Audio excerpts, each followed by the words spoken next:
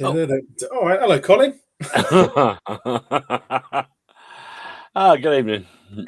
Good evening, mate. How you doing? Yeah, okay, I suppose. We just won a game of football, and you're flat. Mate, if I wake up every morning, it's a result. Yeah, I'm feeling a bit under the weather today, mate. So apologies if I sound a bit groggy. Well, But we shall I know you prevail. feel. We I shall know you prevail. feel. Alien territory for us tonight. Well, it has been for a few weeks, hasn't it? Let's be honest with you. No, well, I mean, we won, so I mean, different. So thanks for watching. Yeah, see you later. Yeah, Anyway. play the credits. Roll VT, get out of here. Exactly. No, we're joking. Okay. No, really good. So both you and I were there, so we'll talk a little bit more about that. Yeah, indeed. We go through. But firstly, good evening to everyone out in the world of the Tinternet. Really appreciate you all joining. So we'll go through some good evenings. You're doing well. 47 shows. Keep going. Yeah, show 47.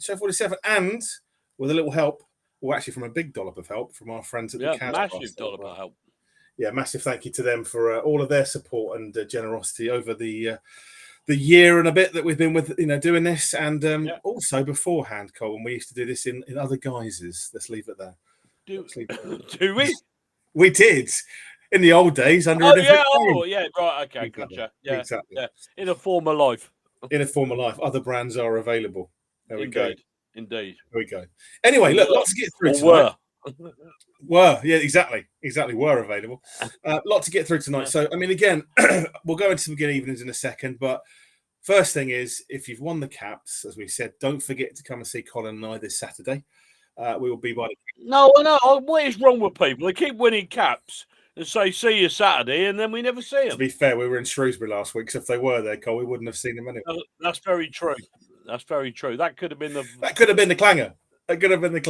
Yeah, that could have been the problem. Yeah, so we'll see. But yeah, definitely, if you want a cap, and there might be room for one tonight, you never know.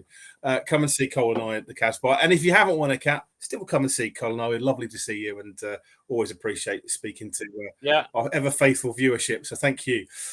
We have got obviously the Chris Kamara of the Don's Unplugged world, Mr. Luke Payne, and his Shrewsbury review of the weekend. Luke Payne. He did apologise for not doing the Payne's player ratings, which is in the video as well, but he wanted me to stress that yet again, there will be normal service resumed as of this Saturday.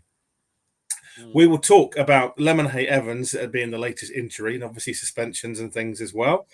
It's a regular feature, this, isn't it? I think we should make a little capture. I might make a little jingle for it, Cole, for next week. What do you reckon? Yeah. This week, injured player. Of the week. Injured player of the week. So we'll have a look at that. Who's it going to? Yeah, can we have a guess who it's going to be on Saturday? Maybe we'll do that. We'll do predictions and who you think's going to get injured on Saturday. Yeah. How cool? Listen. Yes. Listen. If people want to put who's going to be injured for Saturday, right? Put his name up on the screen. Yeah. If we get more than one, you're only allowed one go. If you get it right, we'll throw your name in that and we'll draw one out. And you never cap. Exactly. It's bound to be somebody. Exactly. Someone's going to win it. Yeah. Going to be in it to win it, as they say, Cole. So, how about we'll do it. We'll do it. Anyway, I say we'll get for the rest of the agenda. Yeah. So we've got a few good evenings. So good evening to Matt. Appreciate you, Matt. As always, thanks for joining. We've got good evening here from Mr. Craig Allen. Thank you, Craig, for joining. Good evening, Craig. We have JB. Oh, Mr. Motwood. Absolutely. Thanks for joining us. Right? Absolutely. Is that you, Chris? Is that you, Mr. Motwood? I'm pretty sure it is, but thanks for joining, Chris. Excuse me. We have Ashley. Where would we be about Ashley's good evening? So good evening, Legends and Colin. 47 weeks in and it hasn't changed. Well done, continuing the streak. They thought The Undertaker was good on wrestling. Ash is just as good with that claim. Did anyone capture Hayden's reaction to Hogan's opening the score? And I said, I did. Talk about it. Colin was right he weren't very happy. I was conflicted, Cole. Yeah, it's a long story, Ash. I've needed a lot of... You were just like a Dons player coming back to Stadium MK after years. You never celebrated it. I did, to a point. I was conflicted. I was happy we scored, but yeah, anyway, I needed a lot of therapy. We'll talk about that. Anyway, Glenn said, evening, lads. Evening, Glenn. Always hope you're feeling better, mate. An evening all from Miles as well. So, Miles, thanks for joining and thanks for the good evening. Also, another one from Karen. Karen, thanks for the good evening. Hope you and your daughter are well. Thanks for watching. My number one fan. Yeah, he's no number one fan. I thought it was Sheila, but I think it's I think Karen. Karen's his number one fan now. Pretty sure of it. We'll see. We'll see. Thanks for joining, Karen. Anyway, evening all. Sorry, Portsmouth are winning 1-0. Exactly. Evening all from Moosh and myself. Evening, Grant. Hope you're well. Great to see you on the weekend, mate. And hang on. I got a challenge here. If Karen can get her daughter to put evening Colin and Aidan on the screen, I'll give them both a cap. There you go. Can't ask about that. Can't ask about that, can you? It's a steal. It's a steal, Cole.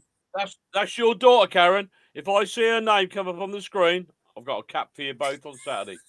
There you go. How about that? I think that's completely 2 for 1. 2 for 1. 2 for 1. 2 for 1 deal. Exactly. Yeah. Even though the government's banning 2 for 1 deals, we're still going strong. There we go. Hi, Kerry Ann. Thanks for joining. Good to see you. Thanks for tuning in. We've got a good evening from Ryan. Good evening to you two legends. So there you go. Ash calls it good evening, legends, and Colin. Ryan says it is. Ryan was at the game as well. So nice to see you, Ryan. Hopefully you enjoyed the win and the trip back. He said, my curse is broken. You know what I mean. We know exactly what you mean, my friend. And I'm glad to hear it.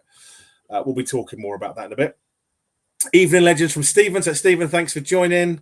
And it is, as confirmed, Mr. Botwood, of course. It is. Absolutely. The Botwood. It is the Botwood. There we go. He's got a nickname now, the Botwood. There we go. Russell said, evening, guys. Hogan and Collar. Who'd have thought? I don't even get me. Yeah, I know. You couldn't make it up, Russell, God, could you? Russ, no, you don't even get me started. They'd have been probably, well, if it had Lecco would have scored as well, that would have been an hat trick, you know. I think it'd have set us all off, but there we go. Karen said, so try. You try, Karen. You try. There's a hat involved. There's 2 hats. I do personal fittings as well, Karen. Yeah. I do personal fittings. There you go. And he can even hand sign it if you want him to as well. There you go. Evening from Harry. Harry, good evening, mate. Hope you're well. And thanks for joining. Good to see you as always. All right, Harry. And Craig says, and then we'll jump onto Facebook, then we'll carry on with our agenda. But he said, Aidan, you're okay. Hogan just happened to be in the right place at the right time. I kind of said the same thing with a lot of profanity in the right place, Craig, to be honest. I don't want to give it away. We'll go into a lot more. You get a lot of people taking the piss out of you, didn't you? I did. A lot of people how's Aidan taking it? Well, no, to be fair, I will always celebrate a goal, but yeah. Anyway, we'll get into it. I don't want to jump ahead of myself. Evenings on the Facebook, so again, Bomber Harris says, "Good evening, lads." So salute. Evening, Arthur. Sheila says, "I'm ready, and let's hope Scott Hogan can produce a good Saturday." Someone's been drinking. Sheila, don't start on the wine this early. I will only say this to you. A clock that is broken is right twice a day. We'll leave it there. As you've been listening to Don's Unplugged, I blimmin' well hope so. I can't tell you how many times he said that on Saturday. Yeah, exactly. And I told it to his face as well, but there we are. I didn't listen. Colin said, evening, lads. I won't be there for Sat. For my hat, hope to be there for the crew game. So there we go. We will reserve it for the crew game. Who's that? Colin Gibbs won it last week. Okay. So no, absolutely fine, Colin. Come and see us when you're at the crew game. We'll have it for you. Josh Lapper, evening, Josh. He said, evening, fellas. Yvonne is watching. Evening, Yvonne. Thank you for watching. Bonnie. Bonnie was down. I think Bonnie was at the Berks and She was. She's everywhere, Yvonne. She's a diehard fan. She's not like us plastics, only go on the weekends. No, Yvonne, lovely to see you on the weekend. And as good win. While I mentioned that, good win for the lads last night. It was. Yeah, it was very good. Very good. Yeah, good result. And even the ladies played, I thought, relatively well against some tough opposition on the weekend too, to be honest. Josh says, hopefully Scott Hogan. You guys are just doing this to warm me up. Enough said. And Chris said, evening, lads. Happy days, Chris Watts. So thanks, Chris, for watching. So there we go. That is our good evenings out the way, Cole. And we would always do our good evenings, no matter how long the roll call takes, because we appreciate every single one of you. We could have a 2-hour show. We could have. Some would say we already do, mate. Some would say we already do. Anyway, we got through some of our agenda. So we talked about, Lemonhay Evans. We're going to talk about Lecco Watch. It's like Crime Watch, but more sinister. Or maybe the Cook Report, if you remember that far back. Can it get any worse? We'll leave that for a discussion with every minute. And then Colin so eloquently put in the agenda for tonight's show. Does Hogan get a reprieve from Aidan's rant after scoring?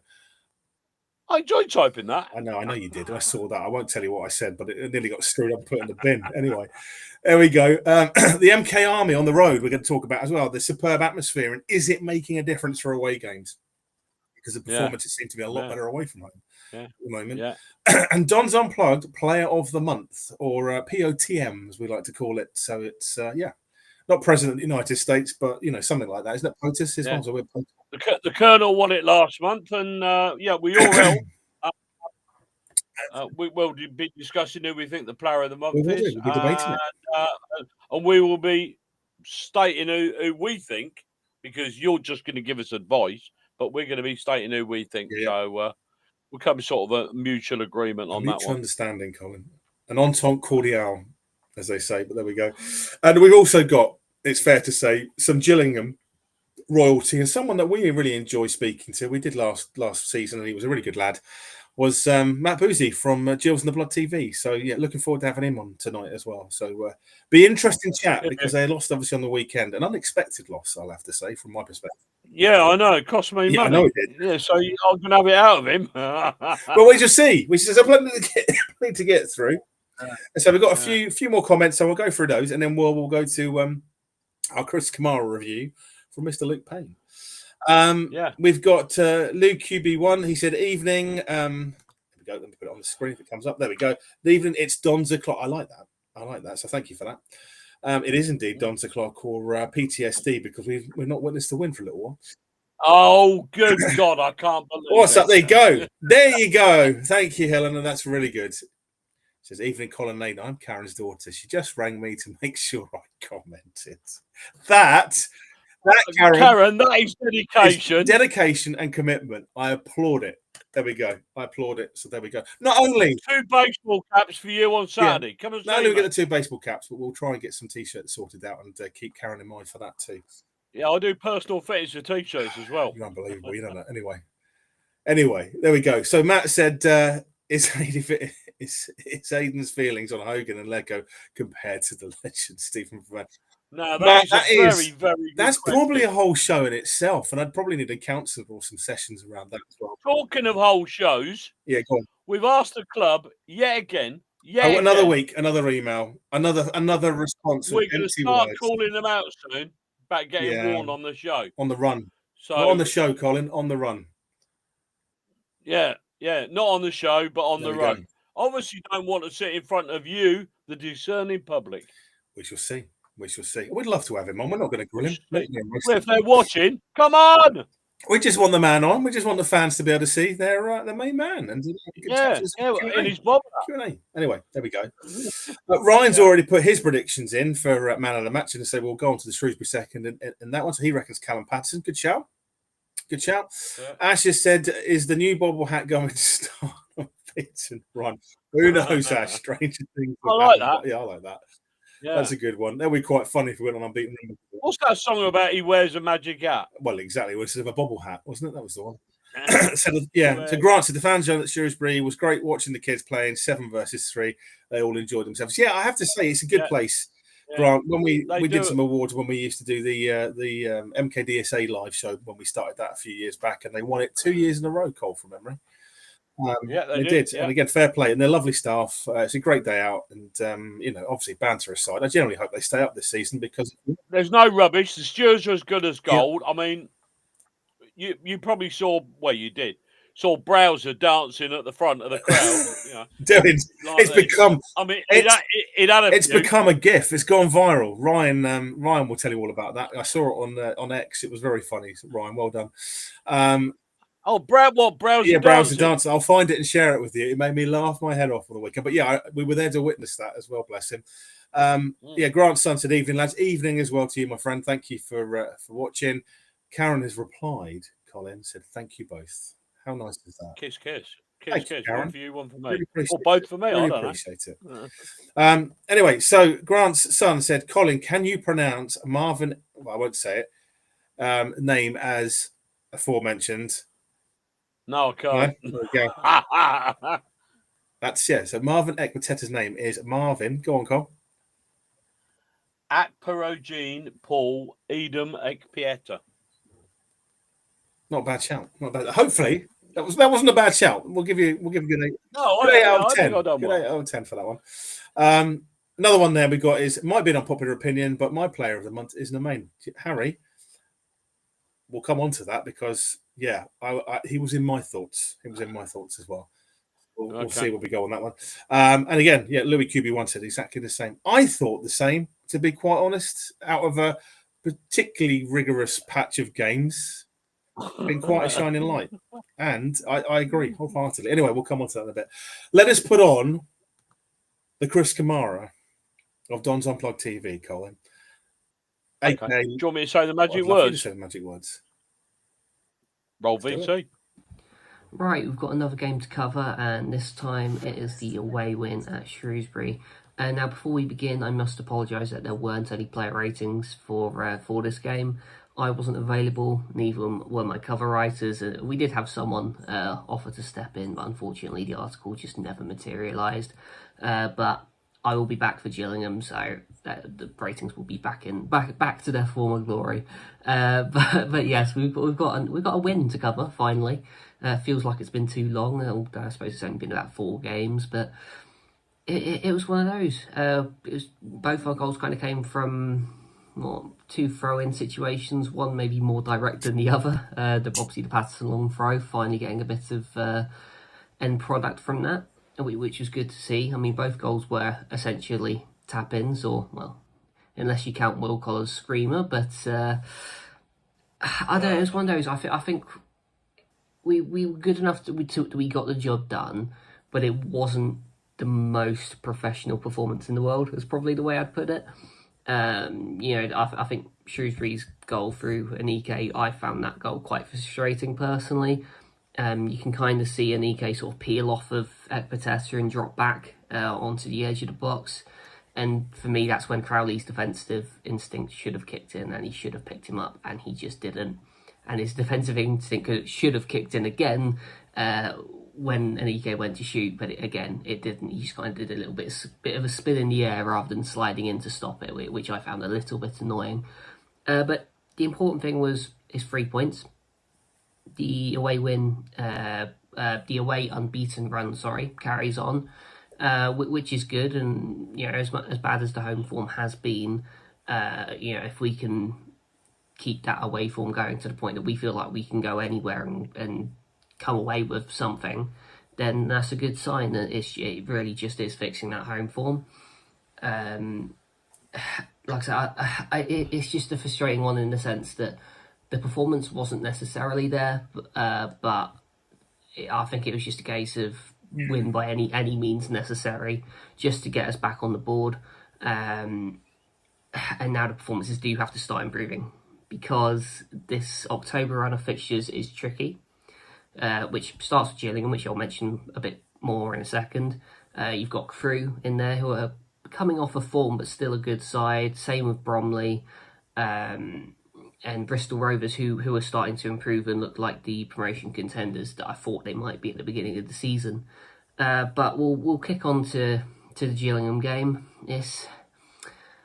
I think there's a lot of factors at play with this game. From a Gillingham perspective, they've obviously just come off of their 21 games unbeaten, which is ridiculous. That goes back to the days of Coleman in charge, even before Ainsworth, I believe. But that's finally over. They got harrogated. But they've also got this whole thing with Ainsworth, and obviously we wish him the best. Some things do go beyond football, but they'll be without him in the dugout. So there's a couple of mental factors at play there. Whereas for us, we've got returning players. Mellish and Offord will be back. I think I saw a picture of Nathan Thompson in training as well. So we could have a replenished defence, which would be nice. But I think a lot of it is going to come down to what sort of shape we play. Because we've got defenders, there's a realistic possibility that one sticks to his back 4 and plays a centre-back at right-back, which I don't particularly want to see. Gillingham are a physical side. They're good. They're improving in attacking areas. It's a case of I just want to see us be a bit more resolute at home. Even if that means playing a back 5 and then playing a bit, well, not super direct going forwards, but as directors, you'd expect a worn side to be. It also opens up more of an opportunity for the likes of Nemain to keep his place in the side, which I think he's someone you'd probably drop if you play a back four. If you play a back five, you can play him at wing back and it's perfectly fine. It's more natural. But I think the key battle is in midfield. I think we've got to find a way to get Lemonhay Evans back into the midfield mix, because we cannot be bullied by them. If we are, then this is a defeat. So we've really got to fight in the middle of the park. I think you've got to chuck Lemonhay Evans in there, or at least a Thompson Somers, or just someone of that sort of ilk that's prepared to battle alongside Gilby and whoever else it may be. But it's going to be an interesting game. I think certainly a very tactical one, but we'll see how it goes. Go on, you Dons. Yeah, as usual. Can't fault the guy. No, really, really good. I mean, yeah, it's an interesting one. I mean, let's start with the Shrewsbury win, Cole. I mean, I'll let you... Well, can I bring up one point before we even kicked off? The pitch. Yep. It shrunk dramatically. Yeah, I think the lines were made from elastic. Yeah. They seemed to have withered in the summer and then pulled in a bit. Yeah. Well, I think it's on some weight loss program, because it was about 5 yards both easily. Sides. Yeah. It was at least 7 or 8 yards. Excuse me. Oh, bless you. It was at least 7 or 8 yards shorter. So, it didn't take a lot to get the ball all the way through. But the ridiculous part about it was, had they not done their own work, that Patterson's got a long throw? Yeah. Because they had a guy that had a long throw, and that's obviously, to my mind, I mean, they wanted to condense the play, but they also wanted to take advantage of his long throw. But it was our long throw man that created the havoc. It was... I just kept looking at it and kept thinking, this is ridiculous. It was weird. It was. I won't disagree with you on that. I mean, last time we were there, which was a few years ago from memory, I think it was the season we went down in the first time we went down to League Two. I can't remember if we were there before. After that's the only one that sticks out in my memory anyway. But the pitch was a lot wider back then. You didn't have that room. But yeah, it was. I mean, Luke's talked about. I mean, overall the performance. Let's talk about the performance before we go into. It weren't brilliant. My question, and again, anyone watching, for me, a win is a win. Like, I'll take a win any way it comes all season, all day long. And mate, we'll be forgot about that in a few weeks. How ugly it was. We'll be forgot about it. And to be fair, it could be the 3 pointers gets us back on track, and that's great. But when I was watching the game, I was thinking, are we improving, or is Shrewsbury just that bad? Because that's the question. Well, cast your mind back. What have I said the last few weeks? I've watched Shrewsbury about 3 times this season, and they've been appalling. I looking at that on Saturday, I think they've got a little bit better. Yeah, and to be fair, they did make it a little bit uncomfortable towards the end. But I think it was a mix for me anyway. This is my view, Cole. I think it was a mixture of the two. I don't think we were Brackley losing 1-0, by the way. Who are Brackley winning or losing? Locals losing to Wealdstone. Okay, carry on. Yeah, I think for me, I think it was a mixture. I don't think we played badly. I think we've improved. I mean, again, the game against Atkinson, it was undeniably woeful. So there was not, there was a low bar to maintain. But you enjoyed yourself there. Bag someone. Anyway, so I thought we'd improved. But if we'd have been playing the likes of a Gillingham or the likes of a Walsall, I still think we would have been massively struggling, personally. I do. But let's not forget, we had Patterson at right back, who was fantastic. Did a fantastic job. Absolutely fantastic. In fact, the best right back performance we've had this season. I'll be honest with you, obviously obvious reasons, but taking the goal scorers outside of the equation for the minute, I thought he was man of the match for me. Yeah, 100% I thought it was me. incredible. 100%. Utility man. I mean, crikey, to have someone in the squad that can jump in and do anything anywhere like that. I mean, again, just incredible. Shows you what kind of caliber of player he is for League Two as well. But yeah, I mean, looking at it, I thought the first half, it was an interesting one, and I think the Hogan goal. I'm trying not to critique as much as I probably would do, but I think it was. It was a well-worked goal, though. You can't deny. But then I think anyone that was in Patterson, flick on from Gilby, and there he was in the right place at the right time. And I think again it was a well taken goal, but I think anyone in the pitch could have taken it from there. For me, it's the measure of a player across 90 minutes. It was a good goal. I'm not taking it away from him, but there were, and you and I know, because I said this in turn to you, there were other times throughout that game, particularly in the second half, where if he'd have run a little bit harder or just been a bit more aware, he could have banged into it. When the main took that shot, if Hogan had followed it got it. Scored. Exactly that. But instead of that, he chose to watch it. Yeah, exactly. And this is my point. It's just, and again, I won't mention names because we don't do that on this show, but you and I have spoken to someone on Saturday who worked for the club. I don't know who you're talking about. Yes, you do. You were speaking to for ages. But yeah, anyway, so they work for the club and they know the players and the staff quite well. And they said that he's got a horrendous attitude. He doesn't talk to anyone less than managers in front of everyone. And he just doesn't want to be there, is what we were told. And yeah, I mean, if that's the case, it comes across. It does come across. But like I say, as I say to anyone, if you don't want to be somewhere or you think you're better than the place you are, I go back to it week in, week out. Prove it. Just prove it. Prove it wrong. I'd love to be proved wrong by Hogan so he can laugh at me at the end of the season. I don't think that's going to happen because the attitude's not right. But like I say, I think, look, I'm not taking it away. I think your money's safe. I think he's safe. He took his goal. He got a goal. I'm not complaining. I don't care if it's come off the backside of anyone, to be fair, to go in the back of the net or whatever. The main thing is we got the goal. And I think after we got that goal, they were on the back foot. I think first half, we seemed to be quite on the front foot. And they were a little... Shrewsbury was tragic. They were just all over the place. They didn't know how to respond, Cole. They didn't know how to respond. Second half, I thought they were better. But then that was, again, a low bar. But, you know, I said and you said before the game. And when Chuck scored, I think we took our foot off a little bit and thought, we've got to protect this. That was the feeling. Yeah. I mean, we got the second goal before that, obviously. And to be fair to Collar, I think for me, my biggest criticism of him this season has been that he's just been absent. And he's got the ability, but he seemed to step up and he's slowly improved. So, well, he might gain a bit of confidence in scoring that goal. I mean, Warney described it as a screamer and all the rest of it. I mean, it wasn't, and I know he was joking, but yeah, that might just give him a bit of confidence. And I hope it does. Because again, night and day for me between him and Hogan. Yeah. Other brands are available, Ross. Other brands are available. But no, I think for me, it's like... What you don't know, Russell, is I'll get a free bag of Greggs every Wednesday. If only, right? If only. The only time you get it free is because Heidi buys it for you, mate. But anyway, that'll be why. That'll be why. But no, I thought his goal was taken well, and he's for me a night and day player compared to Hogan. The attitude's there, the effort's just been a little bit up and down and inconsistent. So, yeah, let's just see where it takes him from that. I mean, if it's a Kickstarter for him, all the better, because there is a player in there, that's for sure. We said the same about Nemain last season. Look at Nemain this season. So, swings and roundabouts, I guess, overall. Ashley said as well, just going on to that point, he said, did we play 4-4-2 or 3-4-2-1 at the weekend as we looked like Nemain, Hepburn, Murphy were playing as wingbacks? I thought that. Yeah, you're saying that, Ash. I also...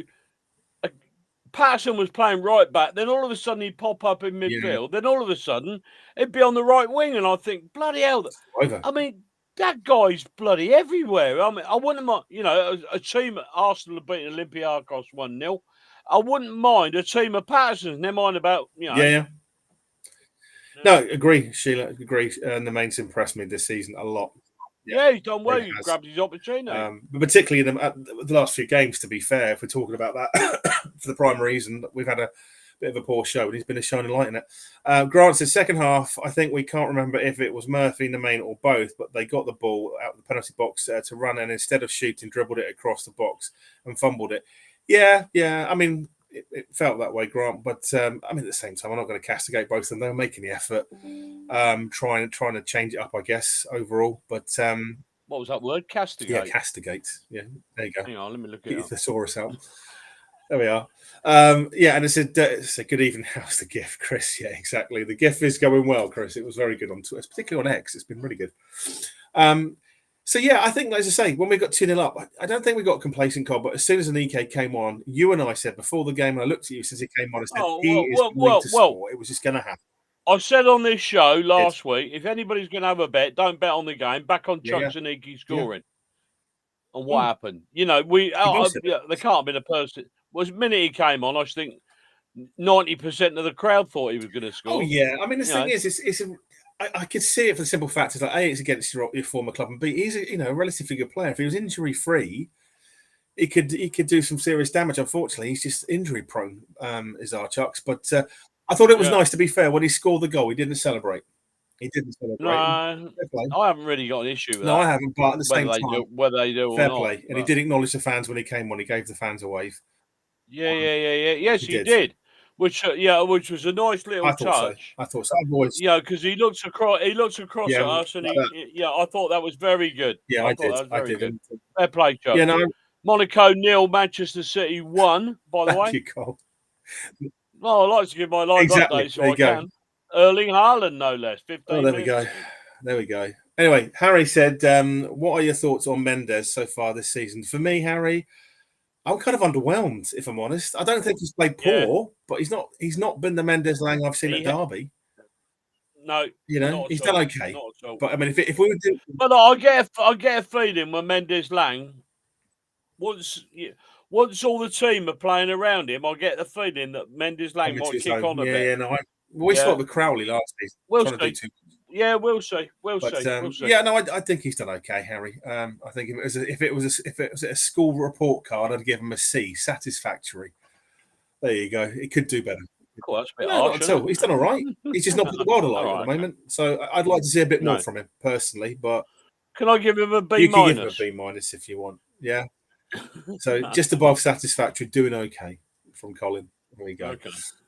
Ryan said, I filmed the dancing. Yes, you did. And we were talking about it a minute ago, Ryan. But very funny. Very funny. And I'd like to. Is there any way we can get that on here? Not tonight, because it would take too much doing and fiddling around. But I can do for next week, Cole. I can do for next week. And as long as the I'm sure. As long as the individual has given us the permission for the copyright, Mr. Ryan Wiltshire would have to do that because. Whose Twitter account is it on? It's on Ryan's. I'll share it with you after the show. If you're on Twitter, have a look. It's quite funny. It's quite funny. Okay. But yeah, I mean, like I say, overall, a win's a win, Cole. I mean, we can't argue with that. But I thought when Anike scored, and as Luke said, Crowley, was it Crowley's defensive instincts? I don't think Crowley's got a defensive instinct. He's an attacking midfielder.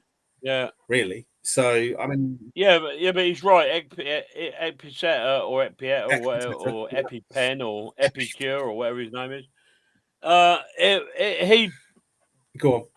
chucks backed off him, and you could see the space being created. Yeah. I mean, obviously we couldn't see from where we were, but when I was seeing the replay now, it looks even bloody worse. He dropped back to accept the ball. Nobody picked him up. No, he did. He did. Poor. But again, you can pick faults in those things. I just thought when that goal went in, my worry was, here we go again, and we're just going to lose the lead and blow it.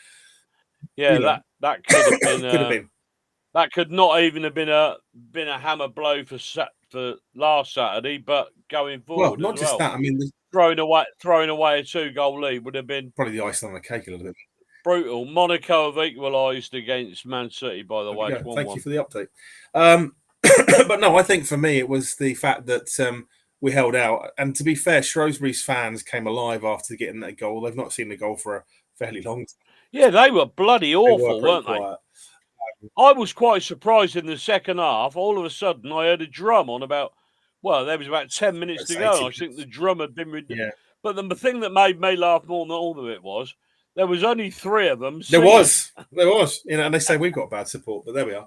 I mean, again, you could see Shrewsbury were trying to push on, and I think that's for me where the improvement was. We held out for the win, and that was nice to see.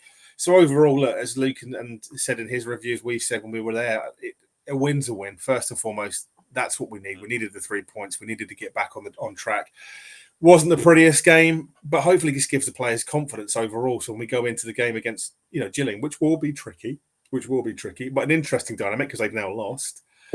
How we see that play, and obviously we'll talk about quite unexpectedly against Harrogate as well. So, well, exactly. But we'll talk with Matt about that in a little while from Gills in Blood TV. I'm sure he'll give us an insight into what happened. There you go. Acid Colin live from the Soccer Saturday. It's not far off, is it? It's not far off. We've got some more comments on the Facebook page anyway. So Steve Bottomley, Steve's joined us. Football. Yeah. Steve. Evening, Steve. Thanks for joining us. Evening, guys. We were on TV Saturday, and I'm hoping we can show green shoots of recovery. Yeah, I hate that. Don't forget, everybody, 12:15 kickoff Yeah. on Saturday for anybody. If you turn up just before 3:00, you'll see me leaving. Yeah, so if you see us at 3:00, we'll be waving goodbye. But yeah, so I was hoping for green shoots of recovery. I mean, every time we're on the TV, Steve, it's never the best. I'm hoping we break that curse. Gillingham will be up for it for the win for the Gaffers, so a win will be a big ask. Yeah. A draw I'd take right now.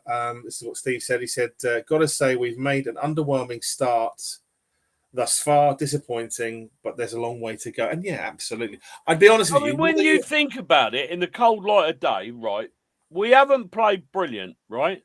Yeah. By any stretch of the imagination. We're doing all right away from home, but we're 9th. We're not playing well, and we're 9th. Yeah. I mean, that's the thing. We're not miles. We're not cut adrift. Get my point here. We're not playing well, and we're 9th. If we just raise our game by 10 or 15%, we're going to be in the mix. We're going to be back up there. I think we'll be all right. I mean, Cole, for me, it was only you never want to see 36 games left.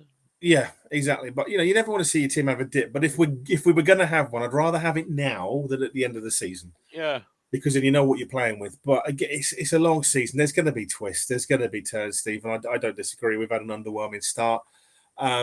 We've had a lot of injuries as well. And yeah, I mean, that's the thing. It's you imagine, right? If I mean, luck's a funny thing in football. Yeah. If we've had all our bad injuries at the start of the season, and in the next few weeks they all start coming back, and then in October, November, December, January, we're at full strength, and these other teams that have largely got away with it so far, start struggling for injuries, we're going to be making A. We're going to be making A, mate.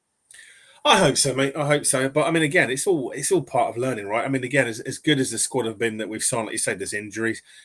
I know you hate the word gel, but they still got to find their way with each other a little bit. What did you I think some players are still fitting in, slotting in, and trying to work out. I think to be fair to Warney, he's tried a few different systems, a few different tactical things to see what he can get out of the players. Some have gone okay, some have not gone well.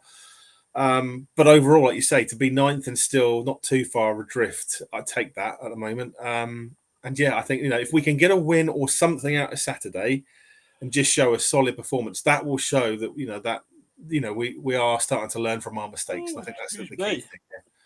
We're not going to, again, I don't think we're going to set the world on fire on Saturday. I hope I'm wrong because we're on the telly. But we can do a decent account of ourselves and come away with something. I think we'd have done well against a very, very good, well-drilled. I'll take a point. Quite yeah, absolutely. Colin Gibbs has just said, when is Kane Wilson back? I thought, I don't know. I think it's in January. No, I don't know. But I've just seen on our script. I wrote Offord and Wilson. It should be Offord and Mellish. Yeah, no. Kane Wilson, Colin, I think is about January, February. It was quite a significant amount of time that he's out. Really? Is that bad? Yeah, I think it was. Again, we'll have to get that confirmed, but that's the last I heard. It was quite a lengthy layoff for him. South Don's joined us as well. He said, "Sorry, I'm late, fellas. Evening, South Don. Thanks for joining, mate. Much appreciated." Hang on, I'll just mark him in late. He's in the register. Okay, carry on. All right. Yeah, he doesn't get his milk, but he's in the register. Good stuff. Good stuff. But yeah, I mean, for you, Cole, we talked about obviously at the start of the show, just to sort of move on a little bit, is around those sort of injuries and sort of the latest being Lemonhay Evans. So whether he's back for the weekend, who knows? Yeah. But what's your thoughts on it? I mean, again, Well, I don't know. We haven't heard nothing. I mean, like I think we can agree, Lemonhay Evans isn't the most gifted player that we've got in the team, but you know what you're going to get. Is it 12:30 kickoff, Ash? It is. Yeah. Is it? Oh, beg your pardon. Don't be late. Get there early. Yeah, it is. Yeah. So thanks for confirming, Ash. Yeah, it's a long layoff. Yeah. So what was the saying? About the injuries. Oh, about the injuries. All right. Yeah. Yeah, I mean, we don't know. I don't think Warren mentioned the Lemonhay Evans injury, did he? He never sort of said no. It's going to be out for a number of weeks. So, but what I was going to say was, we don't know, Ryan. This is what we're Yeah, trying we don't to know. suss We out. don't know. We don't. Ambiguous. I don't think Warren mentioned it, but you know, Lemonade Evans isn't the most gifted player that we've got, but you know what you're going to get from him: 100% commitment, and you know, putting every bit of effort into it. Which, Yeah, what would you rather have? What would you rather have? I disagree a little bit on the fact that the ability. I mean, he has got ability. He's got the ability to break up play. For me, and you know, again, in the right position, he does provide a bit of muscle in midfield. He does. Yeah, in the right position, he can marshal and help marshal a game. I think the other thing, and again, whether we see it happen, let's not forget Offord used to play defensive midfield for Crewe. You know, we don't really see that happen. And again, I thought when you look at Crewe and look at his games back then, that was one of his better positions. But again, needs must, and things will change over the season. But yeah, I think Lemonhay and you know, Thompson Summers for me are the two that we could potentially put in there. I mean, who gets? I mean, obviously Summers will probably get the nod if we do go that way this weekend. If there is an injury and say Evans is back, maybe that's a bench player. If at best, would you risk it for 90 minutes? Probably not. So it's just how we set up. I know it wouldn't be in my team. Go on then. Lecco. There's a surprise. Do you know who wouldn't be in my team? Hogan. There we go. Yeah, exactly. Yeah, I wouldn't put Lecco on. I wouldn't put Lecco. I'd rather play with 10 men than play with Lecco. I'll be honest, and I'll say this because everyone knows my feelings on Hogan, and that's never going to change. And going back to the point about is my Hogan and Lecco worse than the Vern scenario? No, I mean the difference with Vern is he was robbing a living, but at the same time he was relatively decent guy. Whereas I think Hogan's robbing a living is an absolute muppet. You know, and his attitude stinks. I'm not afraid to say it. The guy knows that to his face. Have we got any affiliation with the club, by the way? No, not anymore. As of about 30 seconds ago. I'm joking. But no, I just, like I said, I don't like players with bad attitudes, Cole. I don't. And Hogan, for me, I don't want to go into it. I've laboured it for weeks. He's just a terrible attitude. And it's you don't need that in a dressing room. If he doesn't talk to people and fans, I mean, come on, you're in League Two, mate. You're not Cristiano Ronaldo or Messi thinking you're better than you are. You know, get a grip. You're not playing in the Champions League, are you? No, exactly. You know, as I say, but there we go. Anyway, Harry said he said 3-4 weeks, as apparently he had a crack in his ankle, I believe. So who's that? Lemonhay. So yeah, I mean, if it is the case, Harry, yeah, I hope. Unbelievable. Not good.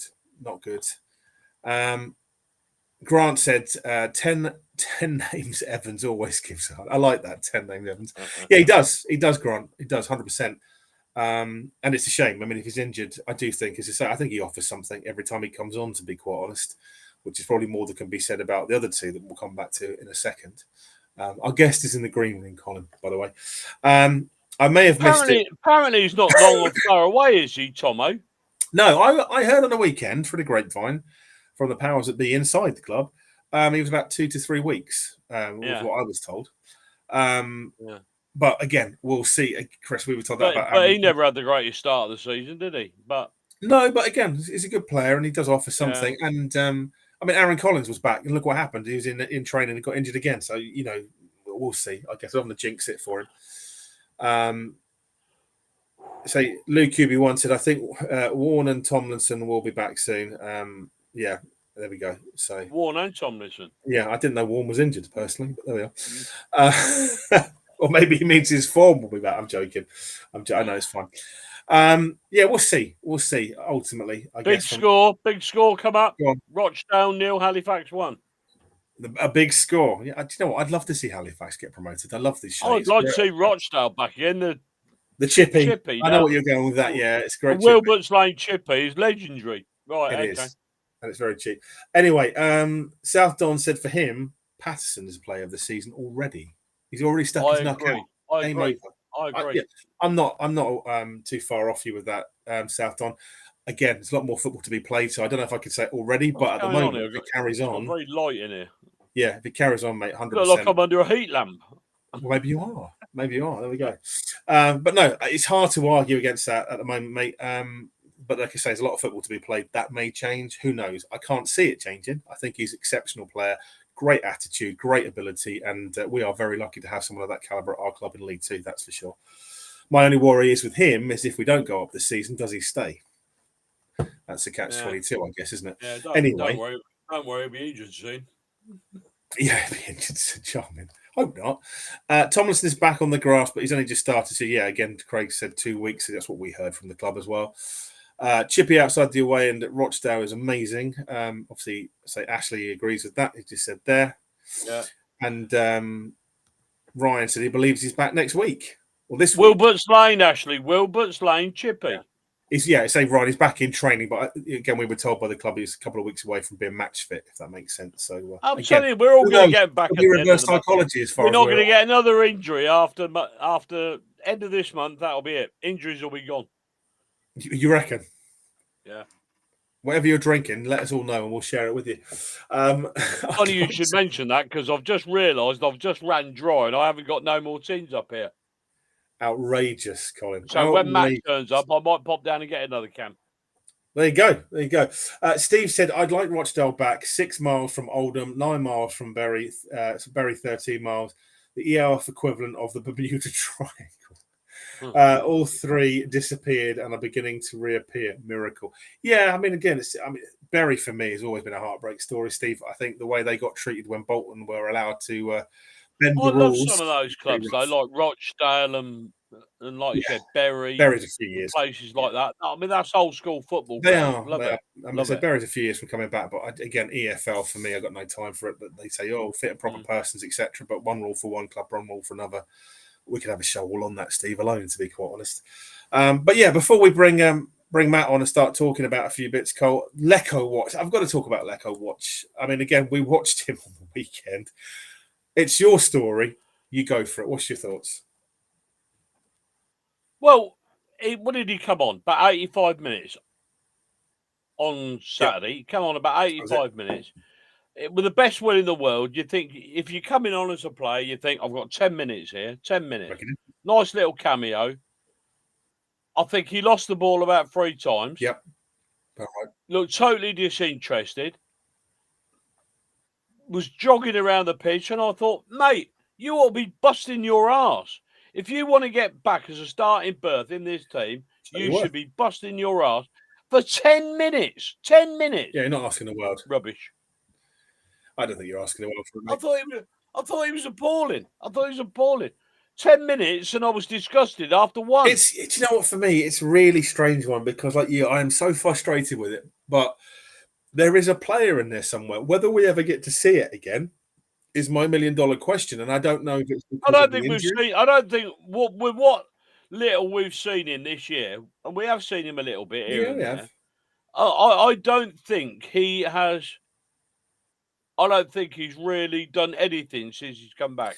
No, he's not. And again, I wonder, is it the injury that's made him that way? I don't know. I think it is. It's a shame because, like I say, when he's... But sooner or later, he's got to put faith in that leg because he doesn't, it's going to be gone in January. They're going to be getting shot. I don't doubt, which is... Mate, do you know what I seriously do? I'd think about taking Stephen Fletcher on a free. Yeah, I don't disagree with that. Again, it's a fairly good shout, mate. At least you know what you're getting with Stephen Fletcher. Bloody hell. You know what you get with Lecco. Stephen Fletcher, you get porridge. But there we are. No? No. Yes, you do. You're old enough. You remember that joke. Oh, I get it, but I ain't going to laugh at it. Is Sanders back? No. We told Sheila he's not as bad as first thought. I mean, what that means, who knows? I think they were saying about like November time from what we were told, Sheila. Whether that changes, we'll see. But again, whether that's just back to training and match fitness is a different level, isn't it? All over again. Grant has come on and said Lecco needs to go. They go short and sweet to the point. Thank you, Grant. Thank you. He says that Lecco needs to go back to physio until he can mentally put 100% commitment into trusting his team. I think he, I'd never laugh about this. There is a club psychologist, and has he? Yes, yeah. Fletcher's retired. There you go, Cole. I'm gutted.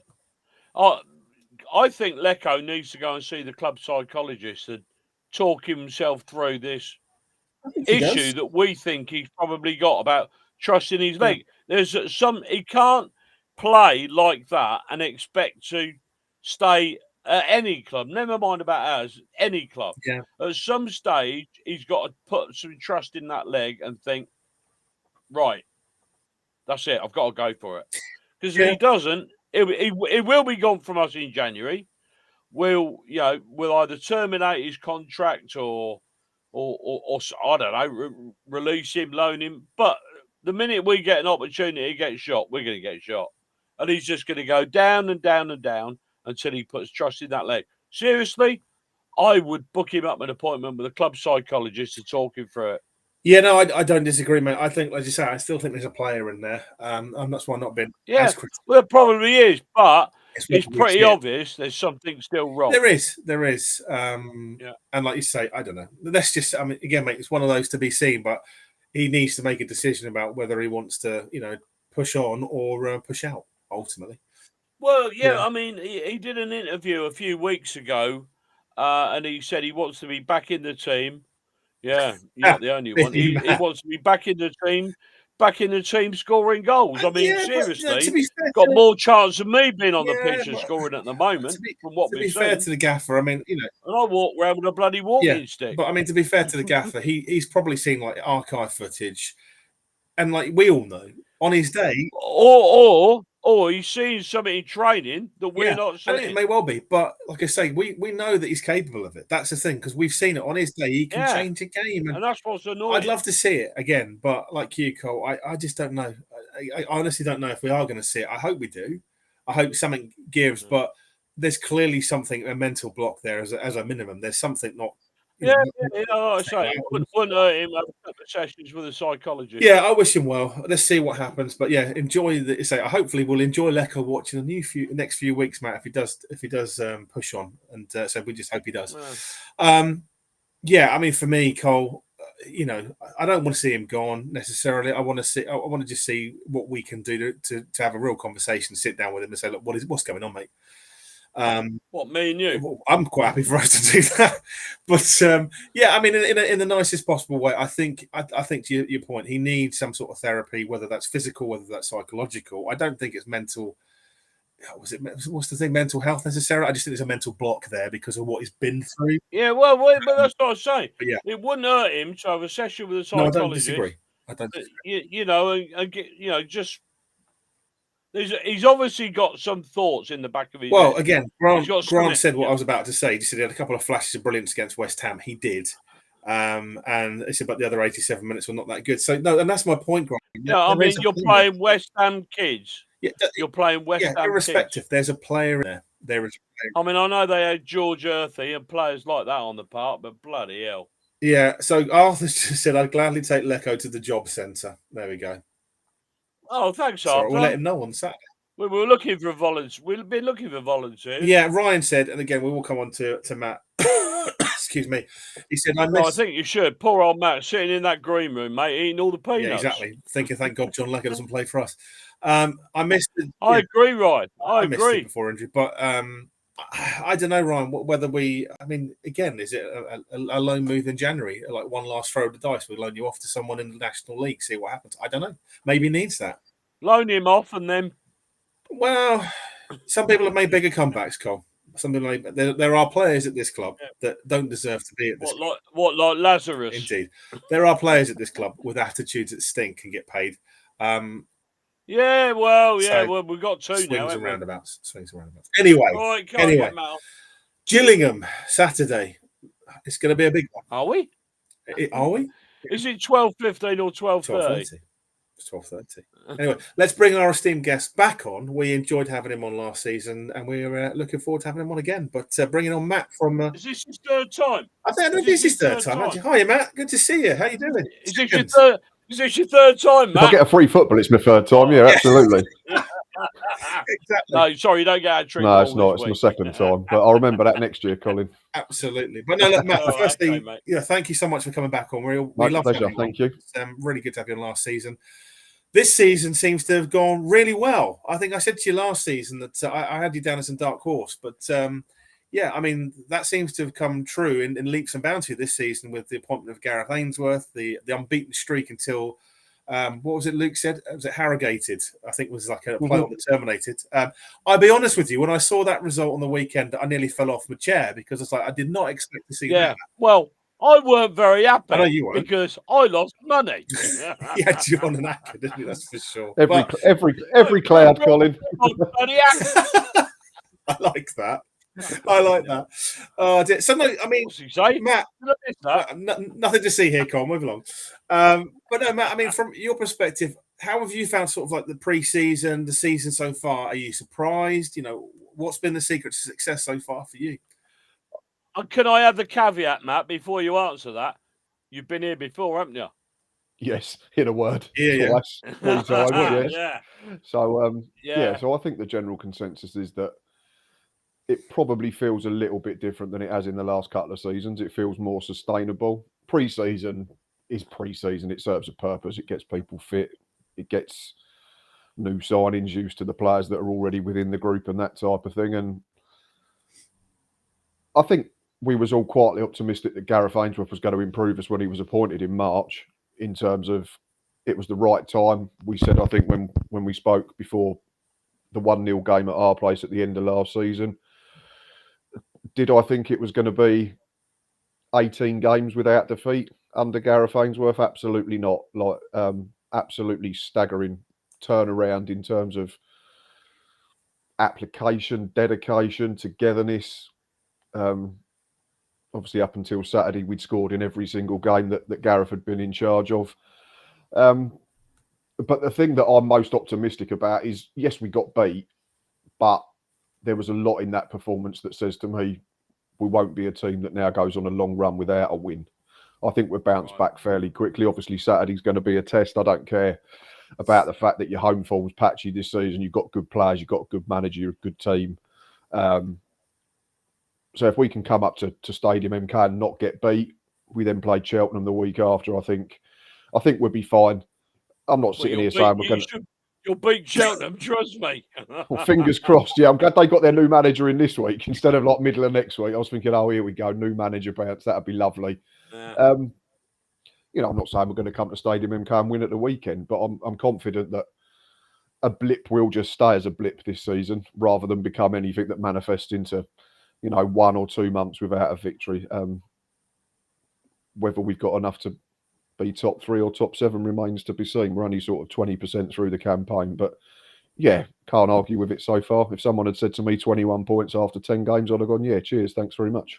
Now, quickly, Ainsworth, for those of you who don't know, you're watching in MK, Gareth Ainsworth has got diagnosed with some minor heart problem. I don't know what it is. Yep. It was part of the EFL managers. Apparently they do an annual checkup, don't they? And and they identified it, and he's not going to be there on Saturday. He's going to be in hospital for his procedure, and of course, in the spirit of football, we watch him all the very best.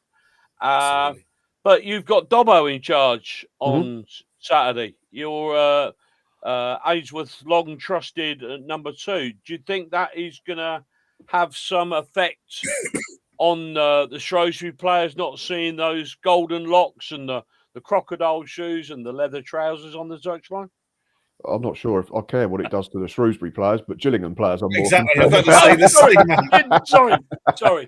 We played Shrewsbury last week. Gillingham players. And he was Shrewsbury manager last season, so I'll let you off. Yeah, I know. Yeah. Okay, go and get yourself another beer.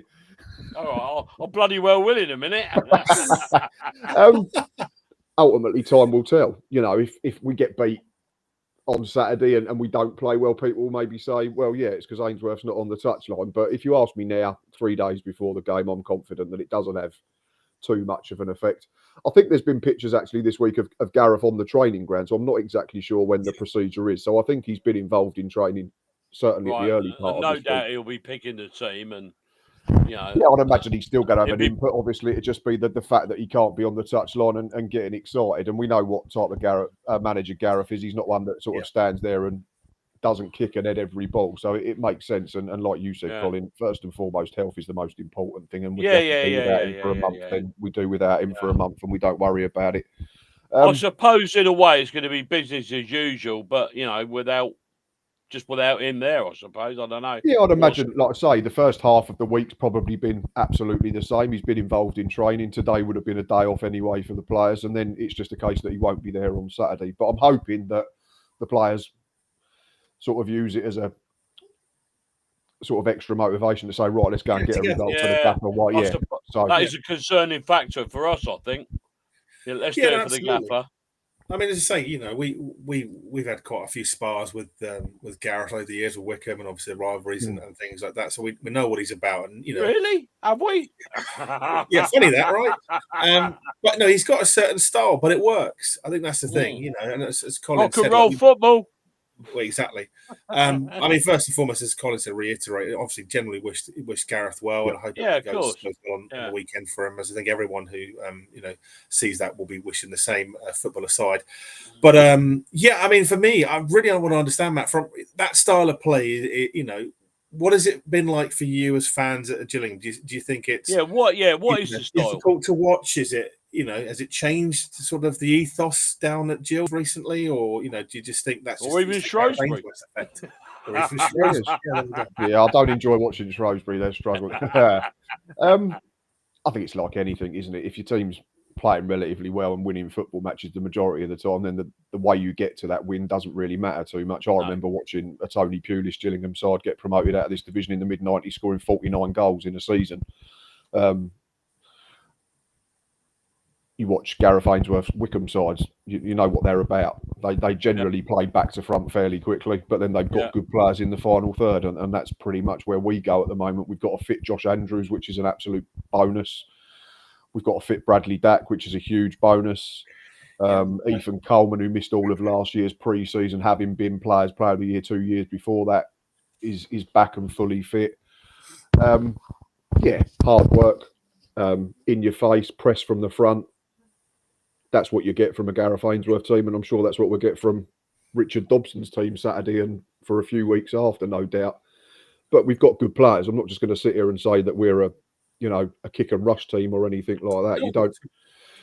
You don't put a Bradley Dack in your side or a Johnny Williams in your side if there's not at least some of the time where you get it down and you try to play.